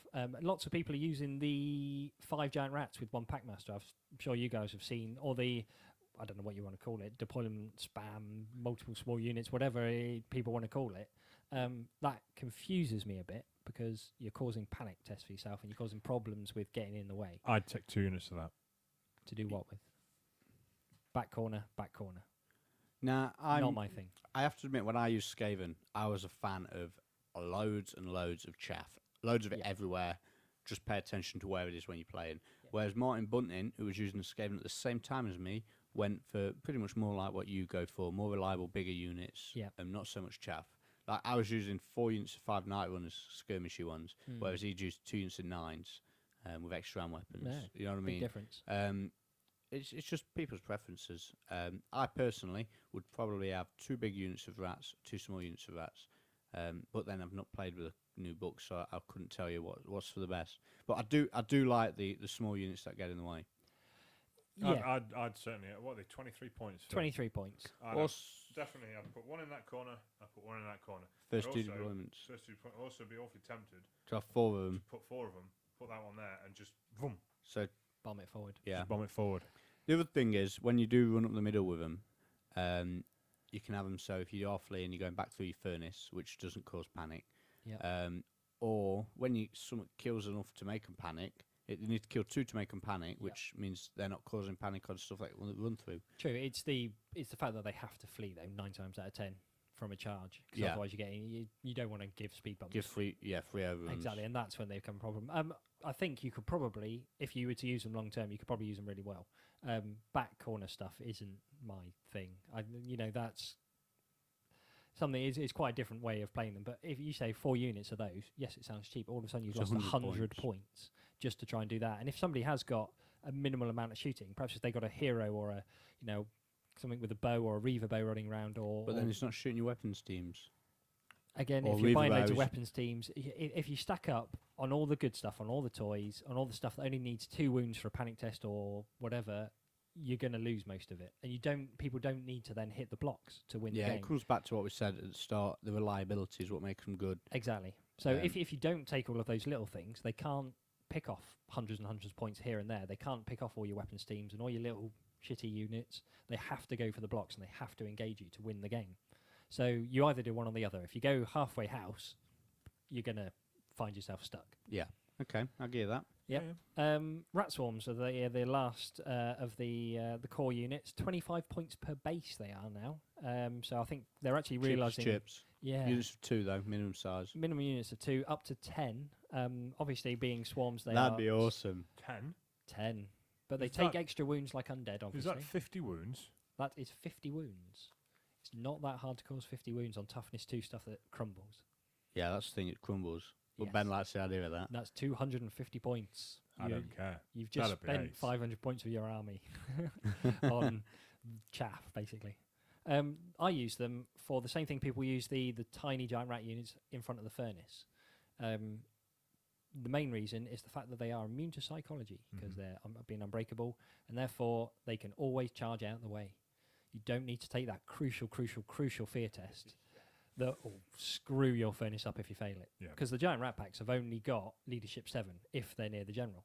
So that's the test to get them out of the way. If Yeah. you need your Yeah. furnace charging, the rat swarms. Oh are the yeah, key. no, I'd rat swarms all the way. I wouldn't bother with the small rats to try and And it's defrenzy the it's sensors. 10 wounds to shoot off. It's 10 Yeah, ways to yeah. shoot.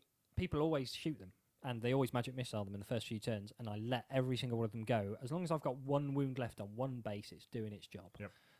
So they're as good as 2 scrolls, basically, because they absorb 2 or 3 fireballs. See, I kind of like you having your giant rats in front because then all you need to do is land a unit of harpies in front of them, and it sort of blocks the furnace up for a turn. Yeah. And the rats charging the harpies, not guaranteed to go through them. The giant rat. Oh, sorry, the 2 rat swarms, swarms. sorry, 2 rat swarms. No, they should do, but Mm. they're not guaranteed.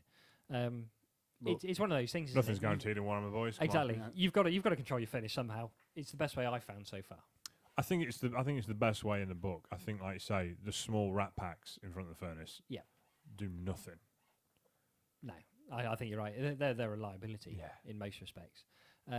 it's very easy to all of a sudden, Dark Elves for prime example again, move forward, shoot the rat packs, all of a sudden your furnace has got to charge the thing that you've also put in front of it. Yeah. Which flees and you get a Hydra in the flank. Yeah. A Hydra in the flank of the furnace is the best way of stopping it, which we'll get to in a minute, I suppose.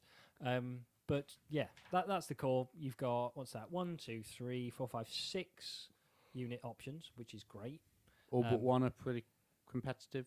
All but one are pretty competitive, and even Well, the maybe Night two, Runners have maybe got a two. place. I was going to say the Night Runners were the ones that you didn't want. No, exactly. No, Storm the Storm Vermin- Vermin are okay. They're just not as good because it eats up your points. That's the main thing with the Skaven. Out of interest as well, they're all plastic. Giant rat. Other than the rat swarms, swarms, but you can But make. again, you know, a You load can make of rat swarms out giant of the rats tiny little rats off the on the sprues. base. I haven't bought Hmm. a giant rat box set for years and years and years and years and years. The reason being, you get so many on all the Yep. sprues. Yeah. Or the Plague Monk sprue. I think you get 3 on. I think we've spoke about this on Yeah. the podcast before. Have we spoke about it? Or was it me and you speaking about it? Carry on. I was looking at Skaven Army when the book came out. Battalion box. If you put all the individual rats that you get on the Rat Pack, the Plague Monks, the Clan Rat sprues, you get 97 models. Wow. That's using the rat ogres in That's the using the units rat ogres as a as four-man four. filler. Fillers. But you get 97 models, Interesting. which Very is interesting. value for money, if you ask me. But of course, none of it does anything without the characters. So Well, go through the units first. Let's go yeah. in special. Go in special. let's go to special. Make them feel special. Gutter Runners. Love them. Yeah, pretty much. They're well worth the points. I used 12 to like points them a model. before. Yeah. Like them now. Movement 6 makes them nice and nippy. Weapon skill 4, ballistic skill 4 is really handy. And the fact that they come with the thrown weapons now Yeah, as well. initiative 5. Yeah, 12 points with 2 hand weapons and throwing stars, and slings are only 1 point each. Now, I didn't add slings to begin with because I thought, what a waste of a point per model. I'd never use them. I've added them now, and bloody hell are they brilliant. Is it double shot if they don't move? No, double shot if you're within 9. Yeah. And you are. Single shot up to 18. But it means you can come on the board and you can shoot something 24 inches away. You Yep. can move Yeah. 6 and get 1 shot each at 18. And it just makes a huge difference. Haven't tried the snare net yet, which is quite interesting. -1 weapon skill, -1 initiative, and it's free. Free. It Instead of- replaces the second hand weapon. Which No, I sound, think the hand weapons are better. I think you're right, but it's Anything the net's not- going to help you beat, the hand weapons are going to Yeah. beat more. I like the fact it's free though, because people can try it without any detriment to the rest of their army list. Yeah. And it's just one of those things. Sometimes it'll be great. You know, you fight something that is weapon skill 4, like Elf Bolt Thrower Crew, and all of a sudden you're hitting it on 3s. Is that better than having 2 attacks? Probably not, but it's an option. At least most of everything in here is an option. There's nothing that you'd go, never going to take that. Yeah. Rat Ogres. People, Talking of never No, going to no. take that. oh man, they're brilliant. They're not. Okay, I'll stop They're you not there. GT. Stop you there, They're right. not GT final You've been to brilliant. the Masters, the GT, the Merseyside Meltdown. How many rat ogres did you use? I haven't painted any yet. I'm going to use them. I'm Bearing definitely. in mind, boys and gonna use girls, he just sat there saying that he painted a High Elf army, a Dark Elf army, a Blood Angel army, all in this week. it. Yeah, correct. And he just couldn't bring himself to do the rat ogres. I need to get the right figures. To be fair, I don't like Tell us- plastics. Tell us why the rat ogres are good. Because they are pretty cheap for what they do, and it's a second wave. You And can't then use them as a Mutasight front 'cause wave. of the frenzy. Mutasight because they're frenzied. So you got 4 strength 5 attacks, 5 for the Master Bread. Is it a champion? I don't know. Probably. And then you've got the Packmaster backing them up, and that Leadership 6 Packmaster with the Great Weapon can go in there again. Can you have single ones? You can not have a single one. 1 Packmaster and 2 Rat Ogres to begin with, so 88 points. Right. But that does give you 8 strength 5 attacks without having to take panic tests. Oh, that's not bad. So you can basically, if you've got some slave units that are running forward, they sit just behind, far enough behind to not get blasted, and they countercharge stuff. Yeah. 2 of them breaks ranks. Again, never need a psychology test to charge because they're frenzied. They're just useful. For 88 points, you've got to try them. It's like, things like Dark Riders with, just chucking away, or Glade Riders, or... Are they movement 6 as well? they are movement 6 Yeah. as well. So, again, it's all these things are useful. Very, very useful. Plague Monks? Yeah. Yeah. Everyone's got them. They're ace. Everyone's got. I've always liked them simply because in the old book they were a character bunker, which give you immune to sight. Yeah. Same again. You put something in front of them. Nothing. They're not getting a frenzy charge. Your characters aren't taking tests. In this book, slightly different. They're more of the line breakers, aren't they? Yeah. They're in the Which is middle, good. front and centre. Go smash Well, with the plague Are furnace they? in there. or is it the Plague Furnace that does that? Plague They furnace. help. They do help, to be fair. Yeah. But Um, they're no different than they were in the last book, are they? No. Yeah, they they're are, cheaper. You yeah, get 7 extra points per weapons. cheaper? They come with the extra arm weapons for the Correct. same points as before. Okay. Yes. And they can have a magic banner up to 50 points, which most of the time it'll be the Storm Banner. If you have to take the Storm Banner on the BSB, then you've got loads of other options. You have the Triple March Banner for a turn to actually get them in harm's way. I really like that. I really like Yeah. it too. There is another banner which is its 2d6 strength 2 hits on every unit in base contact with the entire unit every turn. So if you fight people that don't know what the furnace does and charge you with 3 or 4 units at a time, I played Ish. It was brilliant. He had Chaos Warriors. He charged me with Forsaken, Marauder Horse, Chaos Warriors, and Marauders all at the same time. And every unit took 2d6 strength 2 hits before the combat And you started. just wiped them all out. Well, I'd caused 2 or 3 wounds Yeah. on each, and all of a sudden you've got 8 combat res. All counts to combat res. Yes, of course. exactly. And then I think there's a couple of Seep and Decay, and there's a Hatred banner as well. They reroll to hit and reroll to wound in the first round of combat. Useful. Is there not also a D3 combat res war banner thing? No, see, that's one of the ones that's more of a shame. It's the Grand Banner of Clan Superiority, which sounds quite dodgy on its own, but it basically, instead of adding 1 for a normal banner, you add D3. So to me, that's really odd because So a third of the time you just got a normal banner yes, for 30 points. 30 points. So you may as well have a war banner. You may as well have Ward banner 5 points cheaper. You're guaranteed. You 2 plus every 2. time. Yeah. It's a shame. Again, it's just obvious when the first read that is never going to be taken over the war banner, unless you've already got the war banner on the BSB and you want more. Yeah. Do you think that might have been should have been An D3 oversight. plus the banner? I'm Or not do you sure. think someone's But looked then at it and is gone, is that maybe a bit good if you're 2 all the time for 30 points? All the time 2, and 2/3 of the time you're 3 or 4. yeah, maybe Yeah, I maybe think it it was put probably in is. as an extra D3, and then someone went, "That's a bit good." Yeah. Tone that down Yeah. instead of just going, "That's a bit good." Ditch it. Yeah. Which probably should have been done. Perhaps but it should have oh well. been It's 50 another. points. It's another thing in You know, there. people would pay 50 points for a plus D3 combat. I think if it's a demon one, 50 points. The D3 Something like that. Yeah. I couldn't tell Yeah, you. it is, yeah. perhaps they wanted to make it different and didn't quite know how. Hey ho. Anyway, Plague Monks, yeah, they're always going to push the furnace, pretty much. I have, before anybody says, I have taken an army without a furnace. Liar. I have taken it, and I came 2nd or 3rd. I can't remember. I can never remember how I finished the tournaments. It's terrible. I went to a Gathering of Might, and I took the Plague Monk unit with the Priest in there, and it was brilliant. At 1,500 points. 1,500 points. So Yeah. the furnace could have been horrible, Oh, but I would you? decided to try a game, a tournament without it, and they were great fun. Just chucking them around it because they're so cheap. 165 points for 20 Plague Monks with full command. Yeah, bargain. Absolute bargain. Especially when backed up by the next special option, which is Plague Sensor Bearers. which So these have got a rake of special rules now, especially when associated with the furnace, yeah? yeah. If they're within 12 of the furnace, they are stubborn. Yep. If they're within 6 of the unit, they get their leadership bonus, their rank bonus to their leadership, But but the it doesn't stubborn's- affect their stubborn. The stubborn's always on the Stubborn's leadership. always that. Yeah, again, that's a big red book rule, isn't it? Stubborn is Mm. always on your unmodified one. I don't know if we can kind of go off tangent 1 second. Go on then. -2 leadership banner. That's a God. modification on your leadership. If you're stubborn, you use your unmodified leadership. So if you -2 leadership Stegodon, is it leadership 4 for its stubborn test or leadership 6?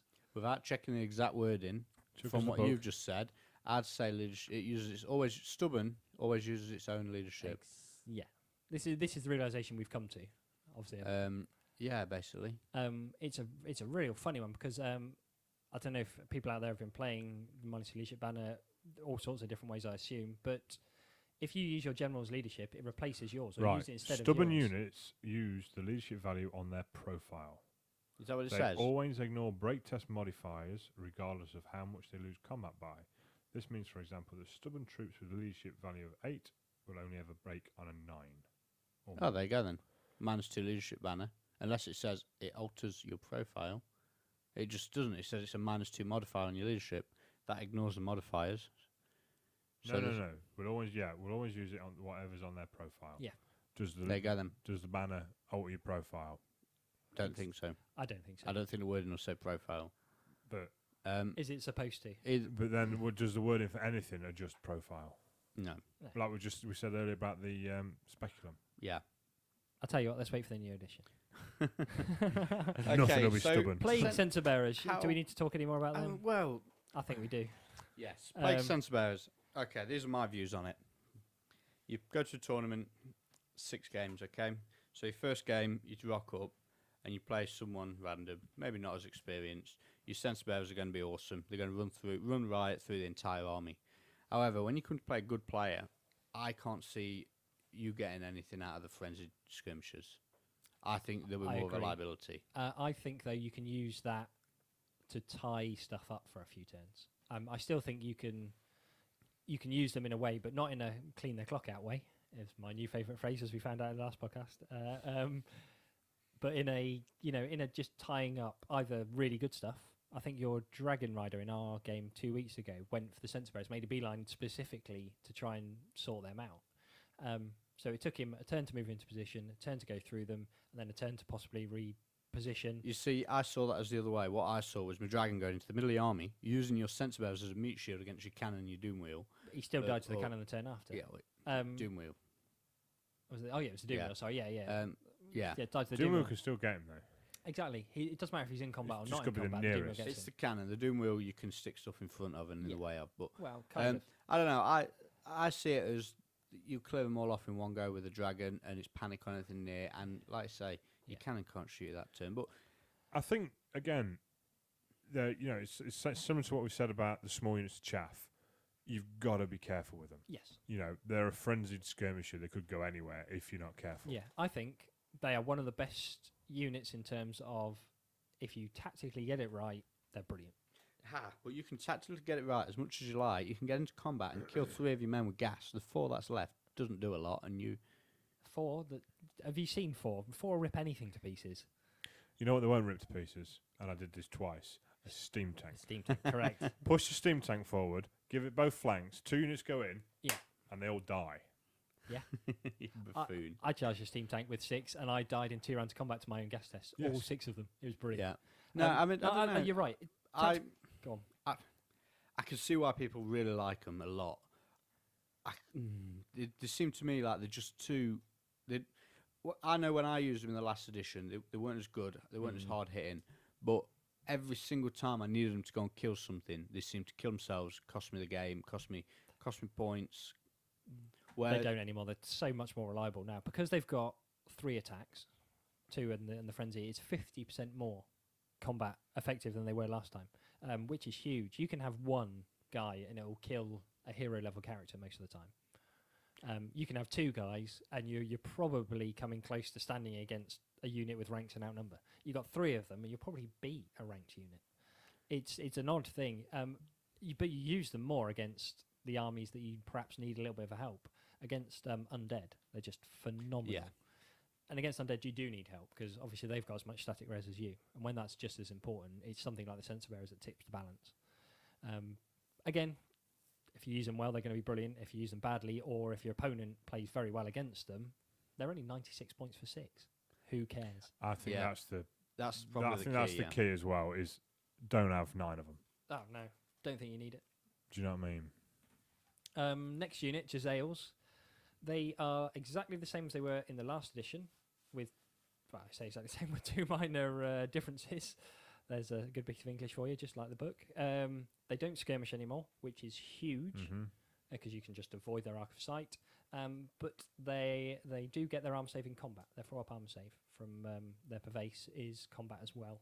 So, overall, probably not your first special slot, but they do have a place in the army. I don't think they're your 4th special slot. I'd like to see a list using the classic Skaven gun 3 line units of 10. Sad army. with the 2 units of 9 or 10 of them, or even 2 units of 6, Interesting. 2 units of 7. A Do you cannon, not think a though gun that wheel. just when they get shot back now, so much more? I think they've got too many pressing targets now. Mhm. And the Storm Banner, too many pressing targets. The Yeah. Storm Banner, you know what I mean? It's Storm Banner affects their effectiveness from shooting, don't forget. yeah. Yeah, you got a Wargale point. doesn't, that one does. So Does it? I thought the Storm Banner didn't. I thought it was magical. No, Storm Banner, I'm pretty sure.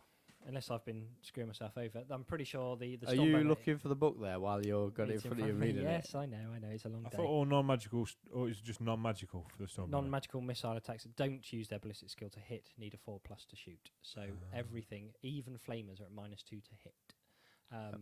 It's just things that don't use a ballistic skill. So dwarf bolt throwers with runes on, stuff like that. But no, they've got a place. Again, 5 or 6 of them can chip off a wound off a steam tank or off a dragon every now and again. 10 of them will cause people issues, but there's 200 points for 10. Again, you're spending points everywhere. I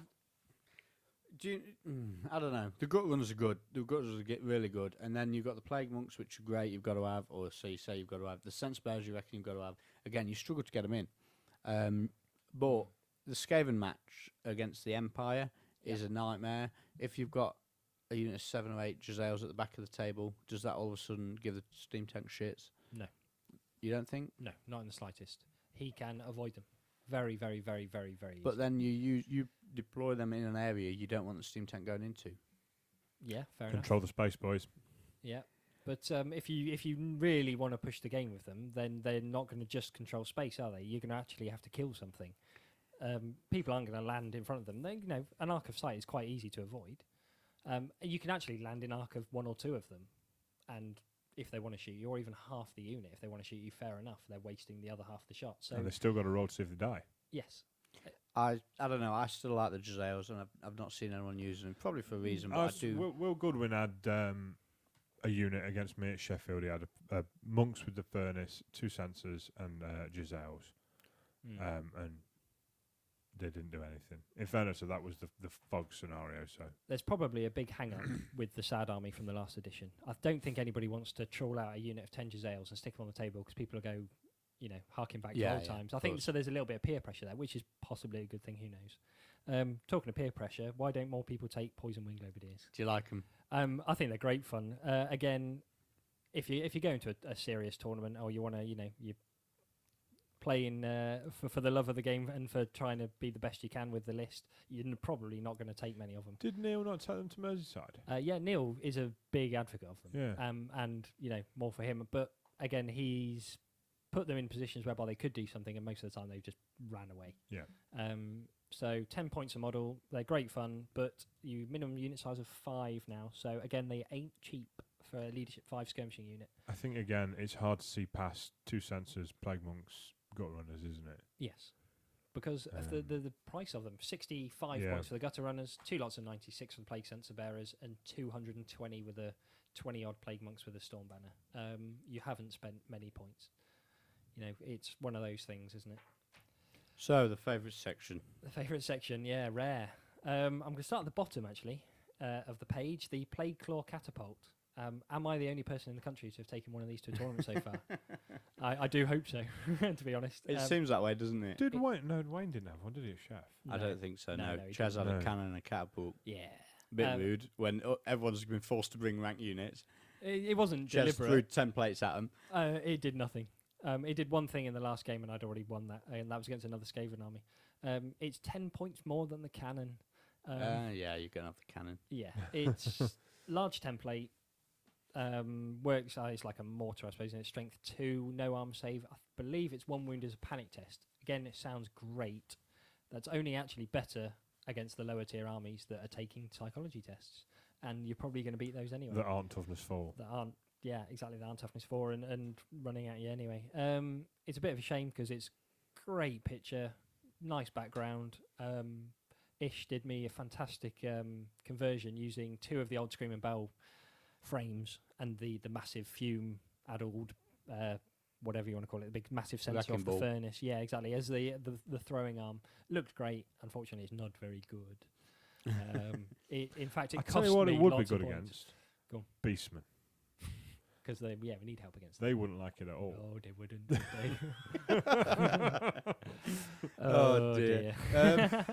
So, Plague Claw Catapult is just there if you want a bit of fun. Yeah, Yeah. exactly. Has it not got a million attacks in combat? It's got D6. Oh, right. So I it's thought- strength 3. Oh, It's yeah, not no, quite it a doesn't. million, no. No. No, It is um, toughness 4 for its crew, though, rather than toughness 3, so it's a touch more survivable. Oh, that's what we need to talk about as well when we're done with that. Okay. The funky war machine run. Well, Yeah. we'll cover the cannon. I love it. War Lightning Cannon, 90 points, 10 points cheaper. Guess like a cannon, add a bounce. The bounce itself represents the strength of the shot, and you put a template down at the end of it. So it's the distance and the strength. Quite complicated. Really, So, really hard to get your head around the distance of guessing. your theory of shooting a cannon at something is what? If you're shooting at a large, a 50mm base, you guess so a 10 will still at the back of the base. 8 Yes. inches in front is generally what I try Yeah, to On 10 a- on a inches should 50 hit mil. the On a back ranked unit, you can go probably 6 inches. yeah, depending roughly on what you're 6 or shooting. 8 in front. Roughly about 8 inches in front. Roughly How- 8 inches in front. How is does the 10 Warp speed. Lightning Cannon theory work on that then? About the same? It's similar, not the same. I won't say because I might get it completely wrong in my head, and I often get it wrong when I'm guessing. I Would still you not don't want know. it a little bit more than 8? Because if you guess 8 to land in front of the unit, the bounce on a cannon to go through the unit, whereas really you want the template the to finish template in to the land middle. in the middle of the unit. Or no, towards the back. That's the thing. Yeah. You're talking inches here and there. The problem with it is the 2 rolls, one for the extra on your guess and one for the distance and the strength. If either of those, or if both of them are low, or if they're the wrong way around, if you go an 8 and then a 2, it's completely different from going 2 then an 8. Or if really you want to be working on rolling a 6 then a 6. If you get that in your head of rolling a 6 then a 6, it's perfect every time. Because strength 6 is what you want against pretty much everything. And it does D6 wounds for everything. Mhm. Everything on the template is automatically hit, and everything under the line as well. So if you're going for a big thing, then again you go back to the cannon guess, because it doesn't matter if you Yeah. you want to roll strength 10. It doesn't matter where you've clipped it Yep. for 1 mil or you've put the template on it. You only need that 1 mil. Well, again, shooting at a single Also, model, you you're get- going back to the cannon theory, aren't Correct, you? It yeah, doesn't yeah. matter. Doesn't It's, matter. yeah, if you roll It's a the 10, you template. don't miss it. If you roll a 2 and then a low, you've still got an extra inch and a half for your template as Yeah. well. So The big thing with it is, like I said, it's D6 wounds for everything, and there's no armor save no matter what the strength is. So it's actually very good at getting rid of pendant guys. I think you experienced that against JD, didn't you, Ben? Strength 4, even a strength 2, or wound an elf lord on a 5, and then all of a sudden the pendant is useless. Yeah. So yeah, it's quite a scary prospect. Probably for its points, the best thing in the list. I Don't know reckon if I'm so. out of place in saying that. I think that's a 1+ choice. You have one of them in every list. Yeah. Um, along with one of the others. Probably the Doom Wheel, but help it if that's your cup of tea. Yeah, I think at this point we can probably say as well that the biggest difference between this book and any other are the template rules. Every single thing it even grazes is hit. No need to roll any partials Yeah, whatsoever. there's just no partials, is there? It's huge. It gives you almost twice as many hits. Yeah. It's horrible. It is. It's So- a scary prospect for everybody. I'll tell you what else I like about this book is the War Machine rules. Yeah. All on a base. That's all what I simple. said. Yeah, you just. I think we've talked about it before on the podcast. I think we have, yeah. All on one base. Awesome. That was pretty much the thing that really struck me. Sitting reading through it was that, and because that's the thing, War Machines are always so fiddly, you know. What happens with the Skaven rules now when someone's charging against the War Machine and it holds? Do you rank up free alignment move to the front of the War Machine, or does it? No, it it's pivot? one base. Everything counts as It's one just base. like a it unit. has a facing like it's basically a chariot base. All right. So basically, if I'm charging it from a jaunty angle, then my overrun goes. I line up like I would a unit. Yep. Correct. Yeah. Yeah. There's It'd no just be, it'd tactical just wheeling or be anything. a unit that's 50 mil wide, 100 mil deep. So if you know you're going to get charged and can't avoid it, Yep. and you want to be cheeky, Yep. you shoot at something rubbish on the other side of the table just to change the angle. Yeah.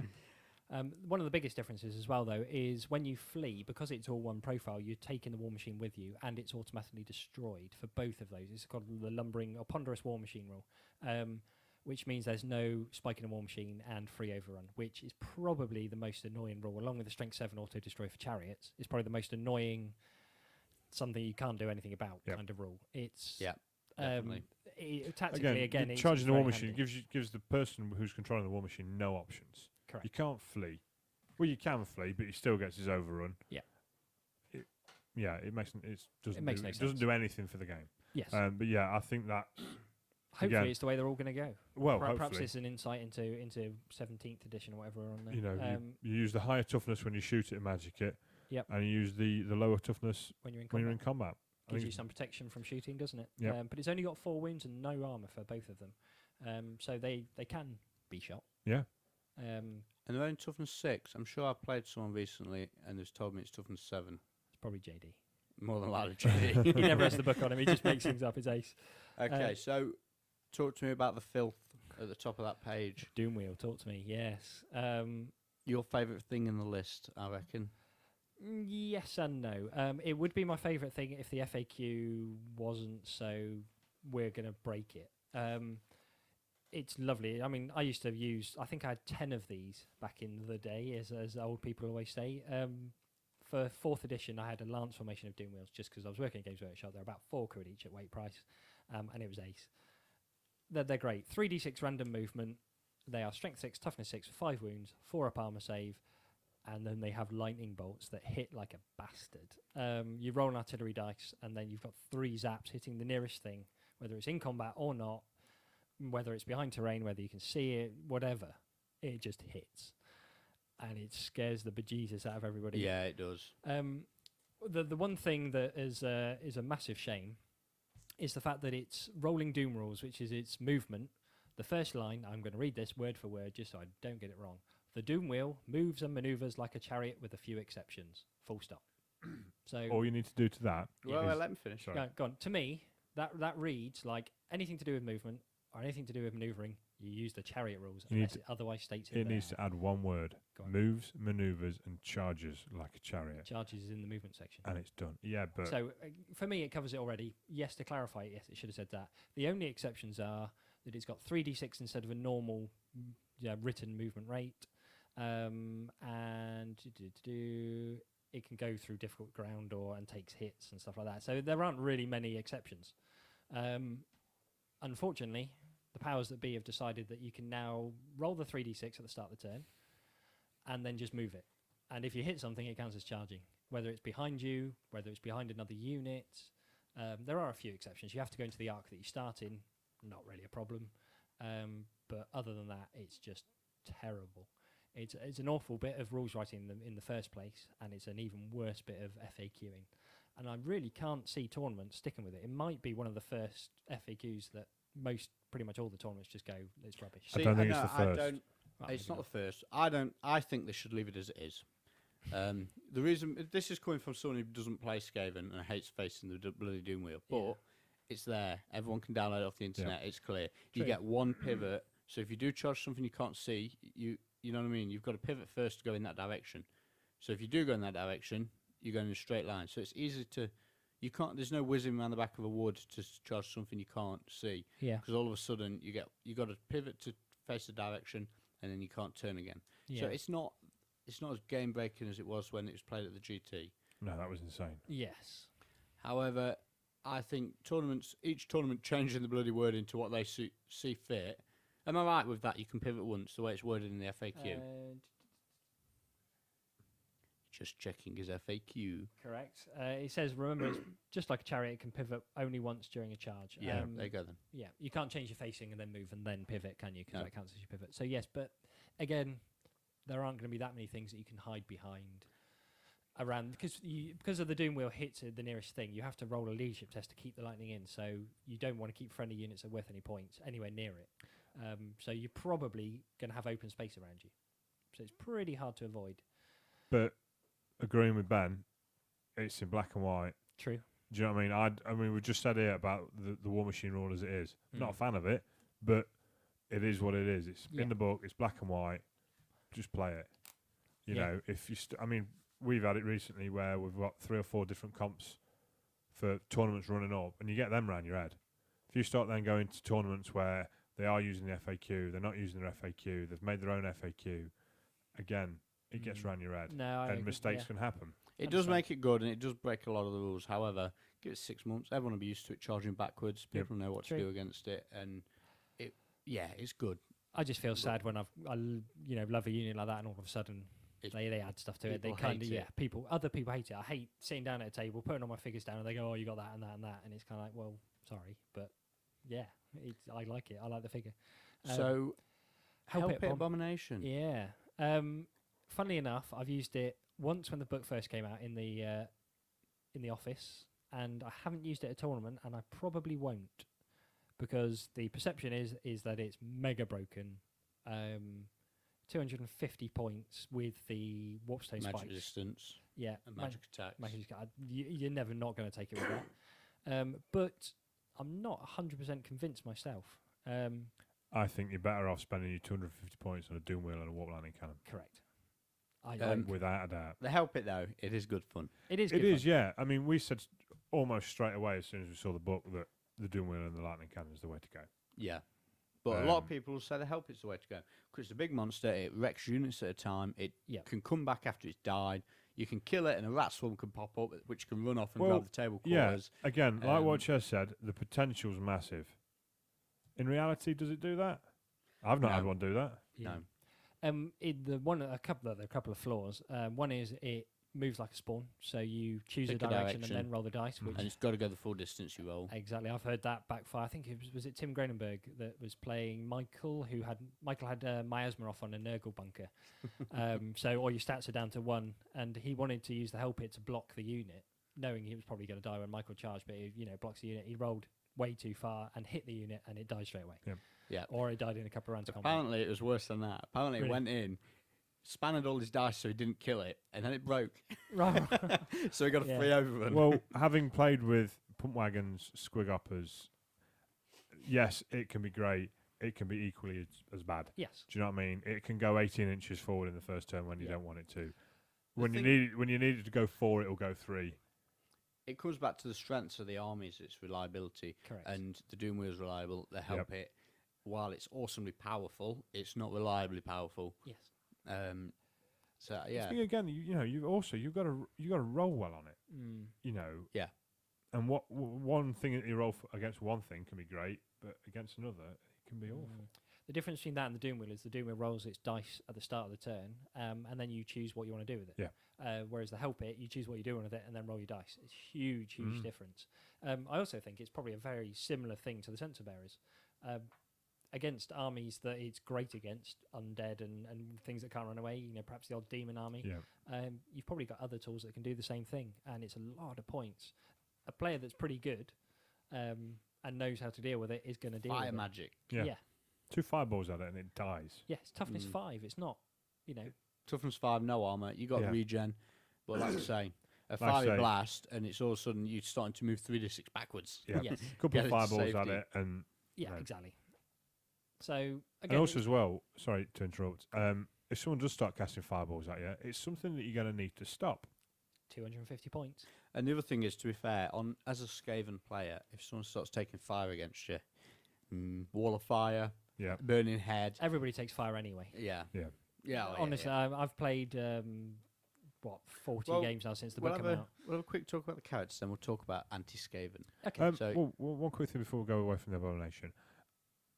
If I had a Skaven army, I'd build one.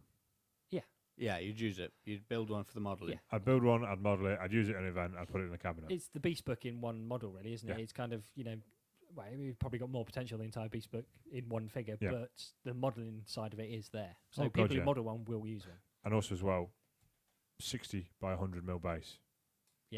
Can you buy them? I think On you a can furnace now. kit. Yeah. I think you on can a buy them now. I 35 quid. think they're on the website now, aren't they? Yeah, that'll be interesting. But I had Use it as a filler. an argument with a certain player about what it should be on and what it was on. And Fair good enough. fun. Enough. So, rounding out all the nice units you got, what characters do you stick in them? Let's ignore the special characters because, Yeah. yeah. They're great fun. They've got their own little Uh-huh. idiosyncrasies, but they aren't game breaking, so we don't need to really go through them. I do like the fact that Ikit Claw's back in because I love yeah. that figure. It's a lovely figure. And Straight th- out of the red phase. Those I'm 5th sh- edition figures are beautiful. I'm sure I've said on the show before, I'm disappointed that there wasn't a new Wicket Claw. Oh, yeah, because what they'd have done with it would have been stunning. Because But you look at the new Queek, you look at the new Snitch. Yeah. I mean, don't get me wrong, like you say, those old Jez Goodwin sculpts, you stand them in there now, and they've got to be, 15 years old? Yeah. They do not look out of place. You've got the page open now. You've got the new Queek, the old Scroll, the old Ikit, the I've old got the new Thanquil. Queek as my Warlord on the War Litter. Yeah. And it's just fantastic. Those three there, Yeah. and Throt, they don't look out of place, do they?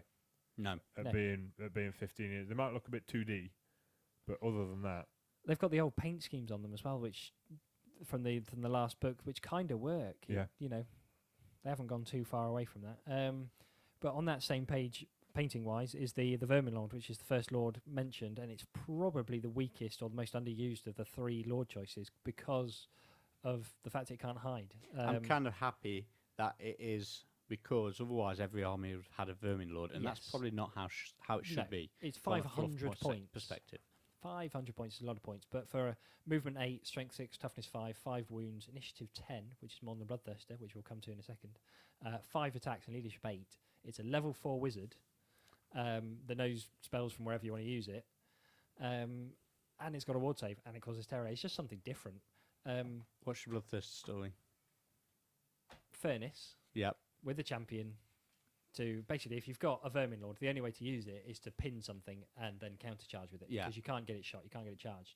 A Vermin Lord kills a Thirster, even with a Thirster with 5 star. Because of the D3 wounds. Because of the D3 and How the many fact wounds that has the Vermin Lord got? it's got 5. So the Thirster could kill it in one go. It's got a weapon 5 skill- ward. No, not against magical. It's is a it not? proper demonic ward save. Oh, right, okay, Yeah, so it's always got the 5 It's up. always So- got the 5 up save. Yeah, so the Vermin Lord gets 2 rounds against the Thirster. Should do it in 2 rounds. say Should do that- 2 rounds. I thought Thirster's initiative 10, isn't it? 9, isn't it? It's like, well, to be fair, You're going to win combat, aren't you, with a yeah, 5 rank? you're gonna, That's yeah, true. exactly. The whole point of it is you give the Thirster a champion, Yeah. and then next turn the Vermin Lord goes in. You've got the rival hide on the Furnace, which you can use on any modeling based contact, even if you're not fighting it. Mm-hmm. So if the Thirster rolls well, you make it re-roll its hits, and the Vermin Lord doesn't need more than 2 rounds of combat to beat it, because you've got the 3 ranks banner outnumber. You're then in the flank with the Vermin Lord probably, and plus the wounds you're causing. You're going to pop it in probably 1 go, maybe 2. In fairness, though, are you not chucking double the points at it? Yeah. Who cares? How else are you going to kill a Thirster? So it should die. I can't see any other use for a Vermin Lord. That's all. I'm just trying to put something out there for it. Best odds for killing the Thirster? Pit. Yeah. Pit it. Crack's cool. I use Crack's Crack's cool. cool regularly on Yeah. big things like Yeah. that. Yeah. Even initiative 6, 1 in 6 chance of winning the game. Yeah, 1 in Simple. 6 chance, no better odds. Even your cannons don't do that. No, exactly. No, it's great. I think people forget sometimes when they see Elf Initiative Lords 6, and stuff. yeah. What's the point? But they're a massive point. Next 2 choices, you've got the Warlord and the Greyseer. I've used the Warlord a lot. I haven't used the Greyseer that much, mainly because I think the Greyseer will get used more, and I'm stubborn like that. I like using everything that doesn't get used. But the Warlord for me means you can actually play aggressively, and you don't have to spend 200 or 300 points defending a wizard. Okay, I'll give you that. So you can get the Warlord in the right place. You can still back it up with 3 level 2s, which I've been doing. He's got a great armor save if you put him on the War Litter, which is a great addition. You can have the Rat Ogre Bonebreaker, which they've now FAQ'd to be unit strength 3, so it can't be picked out, which gives you basically a 5 attack rat ogre.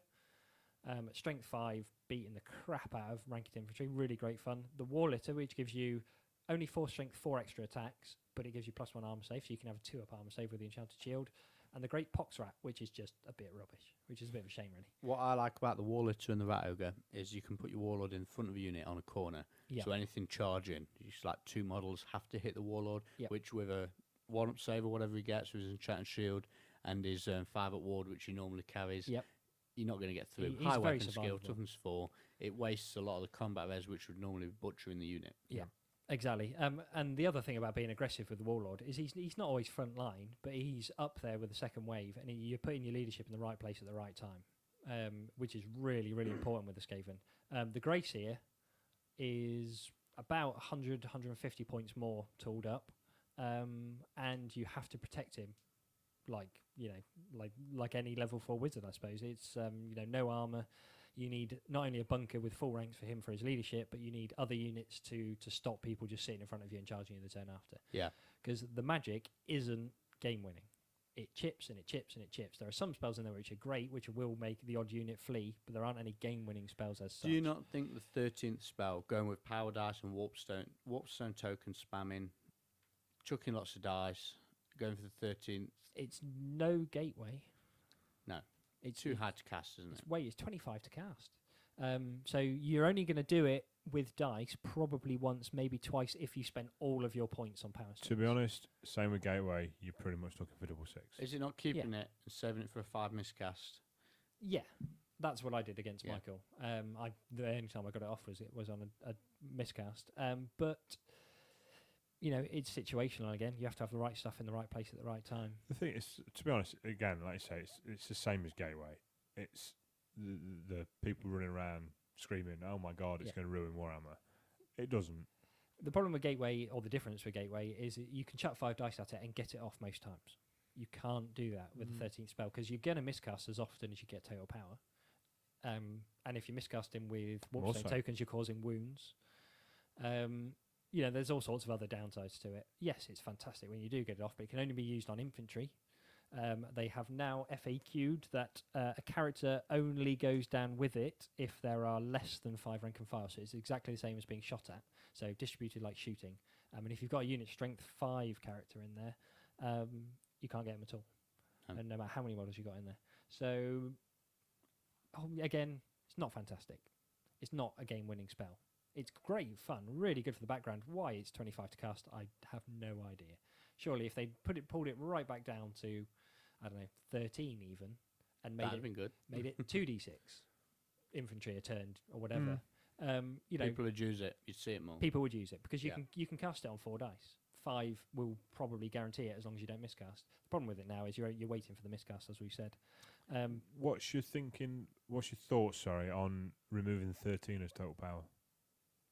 I wish they hadn't because you get it so much more often than double 6. It's I not that. It fits the fluff. Yeah. It does well. fit the fluff. The Do you problem think you you've get got- it more often? Oh, massively. It's a lot Yeah, easier. because you're Statistically, it's a lot chucking easier. 4 dice. But then again, you're chucking 3 dice, aren't you, with your level 2s? Yeah, I get 13. It comes up all the time for me. Probably 2 or 3 times a game. What- I'm rolling 13 on 3 dice, and what more I often than not, I can found on 4. with the old Skaven was 3 engineers or whatever with 3 dice each, and then chomping tokens for the 4th dice. Yep. That was it. It was the Clanation. Yes. It was the Well- the 3 sorcerers making the Fellblade assassin fly using Skitterleap to get into combat, and I'd go 3 dice and a Warpstone token, get a 13. The amount of times I did it with the first attempt, people would moan like hell at me. I'm like, it's the average roll on 4 One dice. below average, One- yeah. Which is, again, it's probably a good thing they have taken it out. Because although the spells aren't game-winning, you don't want to cast a 13th spell on 4 dice by rolling just about average. But it's then not what you If need. you take that into account when you're writing the spells, Yes. that rein them in a little bit, like you say with the 13th spell, instead of it being 4 dice, make it 2 dice, Yeah. and a 13 to cast. Do you genuinely think they go to that level of detail when they're writing an army? Well, that's what we're talking about, isn't it? Exactly. I wish they would. But they don't. Heroes. Move on very quickly. We can come back to the spells in a second, actually. Because some of them are quite nice. Chieftain, BSB. It's 45 points, 25 for a BSB. It's okay. It's just a fighty Skaven hero. I'm surprised. The thing is, there's that many good choices, and the 3 level 2s and the Warlord. It surprises me that you don't see a BSB in every Skaven because it's a combat army. Sort of, normally you would want the BSBs, but then I suppose Usually when you start now. losing, when stuff starts needing to take break tests, it's because they've been hitting the flank and they're already down by 4 or 5. They don't get their rank bonus for their leadership, and you're screwed anyway. Yeah. Because if you're only using the leadership 7 from the general, and you haven't got your own rank bonus to add to it, all of a sudden you lose by 1 and you're on a 6. Yeah, and you're going to be losing by more than 1. So it's good. It's not the world's worst one, but 3 level 2s and the Have a goes look on better that with the poster. Warlords. What's a 6 twice? 6, 2d6 with a reroll, 65% of the time. He's got his stats poster on the wall. I know Joe loves his stats. It's brilliant. He memorises those. What scares me is the Lizard Man 3d6 with a reroll. Oh, don't even. How high it is. Yeah. We won't look at that. 99.9. No, it's the double 1, mate. That's the scary one. 16? 14.5%. Double 1 with a reroll. 1 in 6. Yeah. Not much fun. But going back to 3 level 2s, I think it's a strong magic phase, and that's why you don't see the BSB. The army has to be spread out so much to stop it imploding that the BSB can't be everywhere. So what about the assassins? Not something that really strikes me as being amazing. It they're surprised great me fun. that they were in the hero slots after the Dark Elf Exactly. one. Yeah. And the price of them compared to the Dark Elf one, they're 120 points basic. Really? 120 Yeah. points. Oh, They come Christ. with 2 hand weapons and throwing stars and a 4-up ward save. Ah, they got the ward save on. Can they those, yeah. still have the Fellblade? No, 50 There's points. no master assassin, is there? They can have Weeping Blades. It's a hero level for all intents and purposes. Obviously, we've got the Plague Priest in there. We've already spoke about on the Furnace. Yeah, tough How'd as you like to nuts. kit him? I go Rival Hide, which is reroll to hits on him for 1 model, and you can choose at any point, and the 3-up ward. I have run the Portents of Ominous Doom on him every now and again, which is -1 leadership for anybody in base contact with him. But I You don't found need that it. You wreck don't stuff need it. anyway. Exactly. You have a wreck stuff or you're losing. Flail every time. I'm yet to give him a magic weapon, but might be an idea too. He's there to cast some nasty spells and to basically hit a few things until he dies. Yeah. It's, he's not that many points, 150, even 160 odd, making him a level 2 with a couple of magic items. Fairly cheap for weapon skill 5, strength 6 with his flail, toughness 5. One thing we've not spoke about, Bell. Yes, very true. And the Warlock Engineers. Well, Forgot go on them then. Warlock Engineers. Yeah, Warlock Engineers are 15 points. It's a bit good, isn't it? Could you imagine a big horde? How much stuff you'd get with a 15-point general? Yeah, it'd be great. What but was the guy that went to Cardiff doing that? Oh, He got a warlord with a cautious shield, and then divided the rest by 20 clan rats, 20 slaves, 20 clan 25s of rats. each, wasn't it? Yeah, Was it Something 25? like that. Loads just of rank just unit. did a checkerboard. doesn't work anymore. Well, no, but Didn't work back bloody then. hell. It didn't, no, It it kinda didn't work did. then. but- Do you not think it works with just masses of units? Because your slaves now, you get 25 slaves for peanuts. That's 55, 50 56 points. 50 points, is Yeah, it? 2 points one. Yeah. 10 units of slaves? No. You don't? No. Okay. fair enough. I think too many elite stuff out there will just beat them every time, and you're only doing D3 plus a couple of strength 3 hits when they explode. Get somebody in the flank. Too many things nowadays don't care. Yeah. I Fair think enough. that's a big thing. I'll give you that. The checkerboard thing used to work when you actually have to play, and getting anything in the flank was a big deal. Nowadays, it's not. No. Blackguard. I don't You'd know, often any offer a flank demons. nowadays just to Exactly. entice people in. Exactly.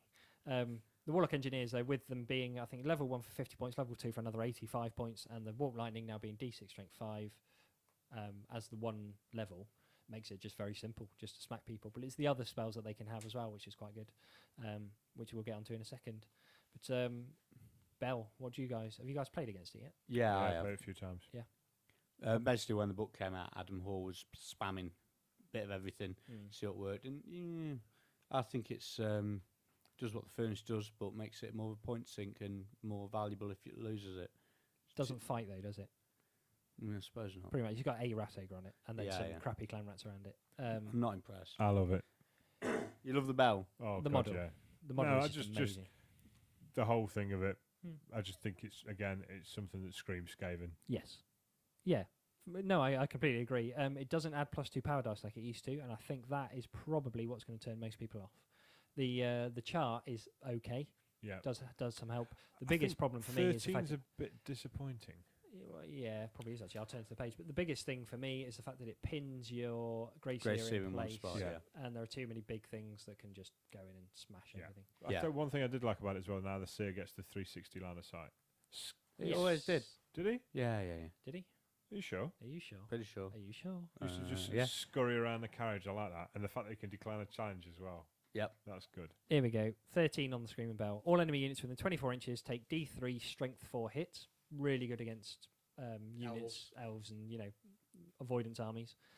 Additionally, if the unit pushing the Screaming Bell is in combat, it can attack with all of the models in the next close combat phase, regardless of which ones are in contact. So well done you. You've got 25 Clan Rat attacks. That's what I mean. It's not. Exactly. So what do you want from it? It did. I It used want to be the every, world to yeah, end. panic test for everybody, wasn't it? Something Yeah, like but that. now nothing Yeah, cares. nowadays that wouldn't do a great Well, then deal. again, it used to make undead crumble. Yeah. Should make demons pop. I don't know. I- That was one of the first things I looked at. Yeah. Was the 13 on Should the be bell, 13 which- win. yeah, that'd work. Free gateway on every unit within 24. But yeah, I was expecting a bit more from it. Because like you say, all right, every model can fight, but you're generally looking at 25, 30 clan rats, which... Yeah. I don't think it's a rules issue. I think people use it if they have got the model and want to use it, and they won't if they haven't. It's as simple as that. Yeah, I I don't think you're think people will look at it from a tactical point of view and go, this will win me games or this Yeah. will lose me games, because it does neither. It's okay for its Yeah. points. We very rarely say it, but it's probably pointed about right. Yep. Tactically, if you use it badly, you're going to get your Grey Seer stuck. If you use it well, you can keep him safe and everything's rosy. So Skaven as a whole, I think one of the good things that makes them good is the synergies with the magic. Yep. The magic does a lot for them. I think the especially the Ruin deck, the Scorch, the Warp Yeah. Lightning, the Warp Gale, and it's all the small spells that chip away. And it's Yeah, like they you all say, do with- something. Again, the Warp Gale, if the Storm Banner fails you, being able to put that out. The biggest thing for me for the Warp Gale is if you get it off early in the game, you don't have to use the Storm Banner. So for the turn you don't get Warp Gale off, you can use the Storm Banner. It's, again, like you said, making everything work together. The fact that the top spell, Crack's Call, is only an 11 plus means that the level 2s, because I do take a level 2 on all the engineers, you can still cast it on 3 dice. Yeah. And it just works together. You got Skitter Leap as the number 1 spell, Warp Lightning, which is the number 2, but the engineer's default spell. Howling Warp Gale is only a 7 plus. It's only -1 to hit. It doesn't affect war machines, but it does stop flyers. It's brilliant, and it's not remains in play, so it doesn't stop. It just lasts a turn. Death Frenzy is fantastic in certain situations on a certainly 9 on them plus. giant rats. Oh man, is it ever? +2 attacks on every model, and you're only losing D6 at the end of your own turn. So you actually get 3 rounds of combat and only lose D6 models. Scorch, which is probably the most brutal, I would have thought.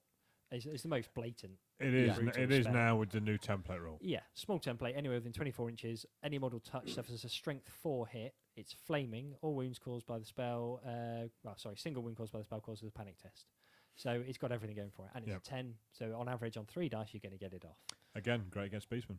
Great against Beastman. I'm glad about that. I was worried about Beastman actually for a bit. And then Cracks Core on an 11 plus, which is a 46-inch straight line. Every model takes an initiative test, and You it know- can destroy buildings. You know what I think's a shame with the 2 magic decks? Go on. The fact that Ruin is just so blasty, and then Plague's in the other one. Because I liked Plague. I think Plague is still good. It is still Very good. good. It's still awesome. I That's think what it's I mean. good that I you've got- liked Plague a lot. I used to. Yeah. I remember taking my Skaven to the GT, and when I was done, John Dale asking me, "Did you play Goat good?" You know what I mean? That's all. Yeah. Did you play Goat good? And what I did play good was Paul Mansfield's Knights. Yeah. 10 Empire Knights. Killed 9 of them. It was awesome. Do you remember the old Plague from the old Red Skaven book? No. Where everything took a toughness test. Sorry, no, you rolled 2d6 versus the toughness of the model, and that's how many wounds it took. Oh, You did every single model individually, it took forever. and it just kept Oh, going. man, I did, and anything within 6 inches, 4 inches, it had jumped to. Do you remember we was at That Games was Workshop of a week? amazing. And there's Yes. all the staff were in there, all the studio guys doing a massive mega battle. Must have been 10,000 points aside. And Alessio was there with the Battalion Yeah. Army. And these 2 guys who have played 40k didn't really have a clue what they were talking about. cast something, plague on that unit, and they're like there going, kill this, and Alessio's like, it can jump, roll a dice, and he's there with all his Bretonnian knights. You know what Alessio's like, his Bretonnians. Well, what's that do? It jumps. And they're like, ooh, what should we jump into? Rubbing their hands. Look at all them little men with shields. Let's kill some of them. Alessio's like, yeah, not killing my Grail Knights. Let's see what it does again. It jumps, and you can see Alessio's face. He's going, oh, my knights. And then they're like, what else can we kill? We'll kill them big Pegasus sniper wings. And he's like, phew. Oh, there's only 3 of them. Didn't know where to kill many of them. And these guys are just ignoring all the big ranked units of knights and just picking. Yeah, let's kill loads of men. Kill them flying horses. Kill that rubbish. And he must have jumped like 4 or 5 times while I was watching, didn't it? Alessio's going, please don't kill my Grail Knights. And these guys are just going, yeah, let's kill anything random. It was great. Oh dear. Oh dear indeed. Should we go through the plague deck? I think it's worth having a quick read. Pestilent Breath 5+. Flame template, any model touch is a strength 2 hit with no armor save. Pretty damn useful when you've got a unit on a furnace that's running forward and getting in the face of your enemy. So on fancy it's a 5+ means you're using his own 2 dice and not wasting any from the pool. Yeah. So that's why it's useful. Number 2, Blessed with Filth, which is making your attacks poison on a unit within 12 inches. Pretty handy actually when combined with Death Frenzy. Again, the synergy of it builds and builds. Do you double poison with that? You can double poison. A unit with poison goes to a 5+ rather than a 6. But the fact it only lasts 1 turn is rarely going to happen. Wither, love it. 8+. Again, probably the another nastiest synergy, one in the isn't plague deck. Pick an enemy unit within 12 inches and it's -1 toughness for the rest of the game. And then you stop lightning it with your Warp Lightning. And again, it's... Or Sensor Bearers or the toughness all sorts test, of stuff. Yeah. I mean, we had a game, didn't we, Ben, where I cast Wither on your Cold on Night unit and you let it off because you couldn't stop everything. But then it stopped you from charging the furnace because you I had to took take the D6 furnace toughness down test. to 2 wounds, didn't I? I was thinking Yeah. of banging the knights in. And it's like, actually, maybe not, because I'll lose them all to toughness. Exactly. So, it's got its uses. Vermintide, very, very good. 8+, big template, moves 4d6 inches away from the caster, and every unit touched by it, even grazed, takes 3d6 strength 2 hits. Great, again, against elves. Do you get an armor save against that? You do get an armor save, but again, it's peripheral stuff. That's all you're Yeah. trying to kill, ranks here and there. In fact, my favourite one on the deck is the Cloud of Corruption. Yep, the big fart. Yeah, the big fart. Every unit, even your own, has got a chance of being hit. It's D6 strength 5 with no armor saves. It's brilliant. Again, the Furnace is a unit that you're going to stick up the middle in your opponent's face. Triple march, right into the Yeah. guts. Then And then cast that. It's Yeah. 11+. You should get it 50% of the time, I suppose. Whatever it is against the odds on a level 2. So it's, again, puts pressure on. And then you got Plague, which is similar to what it was before. yeah, 13. And Yeah. And then you got the Dread 13th spell, which we've already discussed. 25+ to cast is just daft. so, yeah. So that's the book, pretty much. So a bit of a quick Skaven Tactica. If we've got time for that, or... For Tactica? Yeah. First off, I was in here earlier and you guys were discussing the importance of the placement of the furnace within a Plague Monk unit. Yes. Do you want to have a quick rundown on that? Yeah. Most people I've seen have had one Plague Monk either side of the Plague Furnace to give them maximum amount of models behind, minimum numbers of enemy models hitting the actual Plague Monk so they don't get wiped out. What it does mean is big characters like Thirsters can come in and avoid the champion because it has to be one side or the other. Yep. I run and have always run, as soon as I saw it, 2 files, down one side, 1 file down the other side with the champion on the 2. So when So they've you always charge, you got to have to maximise. maximise, you have to go into the champion, stops Yeah, Thirsters from quite- coming in. Simple as that. Stops them dead. Definitely. Quite important, and I'm surprised a lot more people don't sort of figure that out. Yeah, Maybe do we it. will when they listen to this. Change your movement trays. Make Yeah. them 6 models wide because the furnace takes up 3, and it doesn't really matter which side you do it unless there's something blatant. Yeah, the actual Plague Monks are cheap, so Yeah. I think I've been running 21, which is basically gives you a 7x7 unit Yeah. with the furnace in there. Gives you a file across the back of the furnace, so anything coming in the back can't hit it straight away. Yep. And it's just cheap, very, very, very cheap. But it's massively important. Stopping that Thirster coming in or a dragon or anything.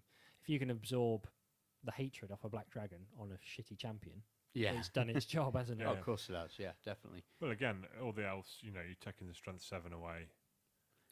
So, is there anything else you want to chuck out there? Pearls of wisdom on Skaven, stuff that you do, which you think other people might not pick up on, or is there nothing? Or is it a secret? No, I it's don't just. think it's I a mean, secret. I think most people have seen my list now. Warlord, defensive warlord. Not in the fact that he hides, in the fact that he's got a great He armor goes save forwards with a and gets ward stuck save. in. I've been using the Weeping Blades recently to beat up flesh hounds and champions to give him a bit of extra punch. Gets his leadership in the right place. 3 level 2s gives you a really strong magic phase. Again, it's all to do with synergy. It's all to do with getting your head around which spells to do at what time, and having the blocks to back it up, because you can't win without the static combat res. I think the biggest advice I'd give is don't go for too many toys. Get at least half a dozen units of 20 to 25 stuff in there first, and then see what toys you can afford rather than the other way around. Because otherwise you're just going to be taking your toys off left, right and centre. People can ignore the combat res stuff and they're just going to win by 800 points every time. Yeah. If you go for a proper army, people have got to deal with it. Yeah, definitely. So, on the flip side of that, how would you go about dealing with the Skaven? I don't really want to talk about that. No, I don't know, to be honest. There's a couple of things, I suppose. The fulcrum that I use in my army is the furnace. Straight down the middle, your opponent has got. It's either down the middle or in front of an enemy unit that can't get out the way. So you're going to get some points in the game. I think that's quite important. The way to deal with a furnace is to either hit it with something that's going to kill it, or don't hit it at all. Yeah, I've noticed that a lot. I started, like everyone did, I think, chuck everything into it, see what happens. Exactly. And then chuck a few bits in, see what happens. Yeah. And then, right, let's let it chase shadows all game. Right, I ain't going anywhere near that. And one thing I do, I mean, my armies are all skirmishy, dancy ones, so my tactics tend to lead toward this way anyway. I tend to load up on both flanks, put pressure down both flanks at the same time against the Skaven, and sort of fold them in on themselves. Yep. And then the furnace has got to choose one way or the other. Your doom wheel's got to go one side or the other. Yep. Seems to work for me. It's still tough. I tend to middle at the back of the board, a couple of units of crossbows, Yep. give the Skavens something to run at. Yeah. And once you get to the middle of the board, if you're coming around the backs and the sides, you can sort of push them through themselves with the panic. And that's the other thing. They still don't like panic. Even Oh, on God, the high do they? leadership 10. They still don't like getting shot. No. If the Storm Banner doesn't last for 2 or 3 rounds, or you don't get Warp Gale, they don't like it. No, exactly. I think what the furnace does do is it's a magnet for shooting as well as combat. I think it comes back to, if you don't think you can kill it, yes, it's only toughness 6 and it's got no armor, 6 wounds, so you can. I mean, every 6 you roll on it is you only need 6 of those and it's dead. Not that hard. It's only 150 points. Yep. That's what you got to remember. So if it takes 3 turns of shooting, it's a bargain. Yeah, it's an From a absolute Skaven point of bargain. view. What I'd be far more afraid of is for a crossbow unit to shoot a slave unit and knock a rank off. The other crossbow unit to shoot a clan rat unit. Basically, you're forgetting the principles of good Warhammer play against Skaven. You're folding in the flanks and doing whatever, but you're chipping every unit. You don't have to cause panic tests everywhere straight away. It's not like the old days whereby you just To be fair, bombard. you probably don't want to cause it all straight away. No. If you all of a sudden start making stuff run away, turn 1, the Skaven player's going to go, right, we need to sort of sit back and Exactly. wait, don't present no flanks, Yeah. let you come front on. Whereas if they're in the middle of the board when all the panic tests come, it's all of a sudden they've got It's units screwed, isolators, they've got, Exactly. I think picking on one unit at a time is great in theory of getting victory points, but it means that the rest of the army gets there unaffected. And the amount of times people have just bombarded the furnace with everything, and you just don't care. It survived more often than not. Again, I'm guilty of that. Yeah, Yeah, our I've done game it a was few big on- times. in my games, I've shot the furnace with cannons. Yep. Yeah, because I Um, can delete it in one go. I've stuck the steam tank in front of it. Other than that, I've not really shot at it. There we go. Because again, it's unbreakable. What are you going to do? You're shooting it with crossbows. You're winning them on 4s. You still got to hit them, and they're not going anywhere. All my shooting has been directed at the stuff that will run away. Units with characters in. And units with characters. Yeah. In. What 'Cause about again, armies? when I've played, I've had a line of crossbowmen, which, all right, you knock a rank off a unit of clan rats. 15 of them still go in and beat you. So you need to panic them. Yeah. Knocking No, I one completely rank agree. off won't do anything. So what about Sorry, go on, Ches. I was going to say giant rat units as well. People forget that they fight in 2 ranks. Yes, they're only strength 3 with 1 attack each, but you've got 2 ranks of them. You got the Packmasters fighting from the 3rd rank, and you got the hero in the front. Against Martin Bunting at Sheffield Slaughter, he shot a few bits, fair enough, which was good taking ranks off, but he forgot or didn't quite realise how good 12 or 13 strength 3 and a couple of strength 6s are on a crossbow unit. He just relied on his fact that he's weapon skill 4 with a 4-up armor save like he does against everybody else. It's not the same. You've got to remember that these things can actually fight when they get there because they're chucking in enough dice. Yeah. The thing is as well with them is some of your shooting gets nullified because if it all lands on Packmasters, especially if you've only got 1 in there, for example, it's not the end of the world. Yeah, and it's quite hard to kill the champion level 1. Yeah.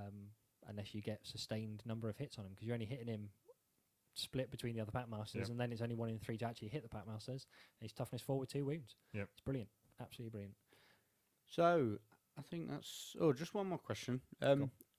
Anti-Skaven, if you're fighting against a Skaven and you've not got a shooty army, things like vampires, demons, ogres, beasts. What's the general consensus of beasts? Yeah, good luck. Beasts, I suppose. The chariots and the Jabberwocky. Yeah, terror. Get your big stuff in the right place and don't throw away your units for the sake of it. I think it's a case of divide and conquer with the Skaven. You pick a point in the army and try and beat it up and don't get distracted. Keep the furnace away from. Yeah, I mean you've got cheap stuff in all of those armies. You can draw it away and block it up, and yes, you're going to lose stuff to it, but it's 500 and odd points for the priest, the furnace, and the unit pushing it. It's only 500 points when you look at it like that, but it is 500 points that might not do anything. And if you give 100 points away to keep it quiet for the game, or 200 points, it's okay. Yeah. If you've got magic, fire magic is the best option. Lots of people are choosing lots of things. Against Martin Furnival at Mersey, he had a Lord of Change that knew all the spells, and he chose Heavens to sit at the back of the board and blast a few things. You don't really care. So you're looking for fire or shadow? Fire. Shadow's okay if you're definitely going to get Unseen Lurker. Yeah. I think that's the thing. Other than Flaming Sword, everything's good. Exactly. On fire. You don't like taking panic tests, so Burning Head is great. What about death? Death, a couple of times people have taken death against Doom me. and Darkness, and again, it's situational. You have to get it on the right thing at the right time. And if that's the one nasty spell that you have to stop, you stop it. You've got 5 or 6 dispel dice, a couple of scrolls. You're going to stop Doom and Darkness. And again, if you've got Doom and Darkness, you need to combine that with shooting. I mean, I agree. I think fire. I'm just. No, you're right. High magic, I think, might be good because of drain magic. Protection. Yeah, drain Flames magic of at the the end of it. Phoenix. They've got a couple of others. I would have thought Shield of Sapphire, things like that, just to help that thing that doesn't want to get blatted by a Doom Wheel or whatever. You give it a decent ward save. Celestial Shield. One thing we haven't talked about just came back into my mind. Talk to me about the Doom Rockets. Oh, Doom Rocket, my baby. I can't believe we missed it because it riles me. Well, we haven't gone through all the magic items because it would take far too long, and some of them are all pretty. But it is another 1+ choice, isn't it? It is. It's a Hail of Doom arrow in template form. It's point to the unit and take it off. Yes, it's not quite as flexible as a Hail of Doom arrow in terms of you can fire that.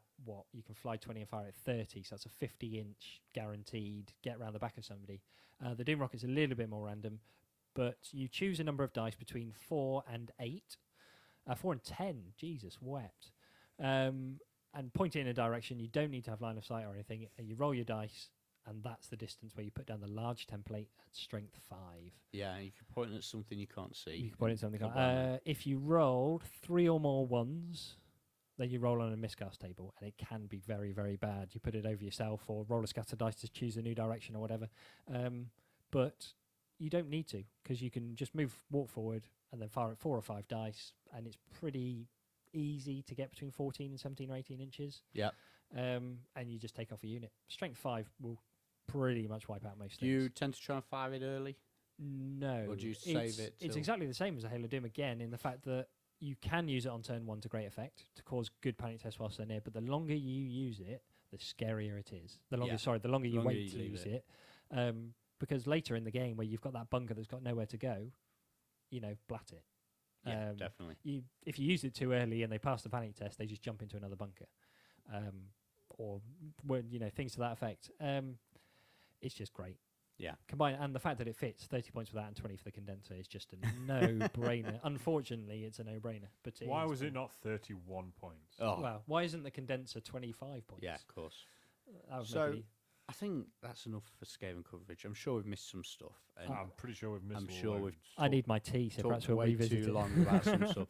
So I think that's about it for this episode. A Yep. couple of quick plugs before we disappear. There's a load of stuff we wanted to talk about, but we could save it till next episode because we have had a 45-minute drop where we recording didn't go. So another shout to our sponsors, Rankings HQ, Odd Games. Check them out, oddgames.co.uk. Quick shout to Ches and Bobo are running an event, Unseen Lurker Tournament. Check out the Warhammer Forum. It's all sold out, but get yourself on the reserve list. There will be more. Anything else you want to chuck in, Ben? No. Ches? WrestleMania on Sunday. WrestleMania on Sunday. WrestleMania and cricket's on and the Formula One's on. There's all sorts of good stuff on. Okay. So we'll go at the weekend. So that's Yeah. that's enough. Hour and 15. Thanks for listening. Hopefully it sheds some insight into the Skaven, and we'll be back in a fortnight with another action-packed episode. So See you then. thanks so much. Cheers, Bye-bye. chaps. Bye.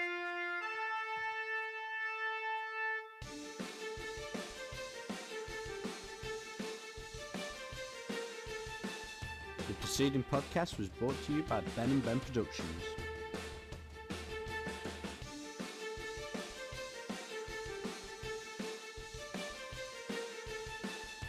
If you actually enjoyed the show and feel the need to tell other people about it, you can leave a positive review on iTunes.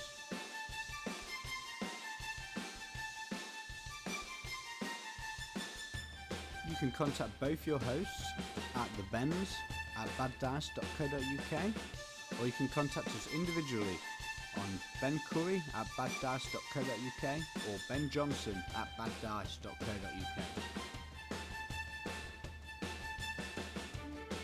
So thanks for listening, and we'll see you on the next episode of the Bad Dice Podcast.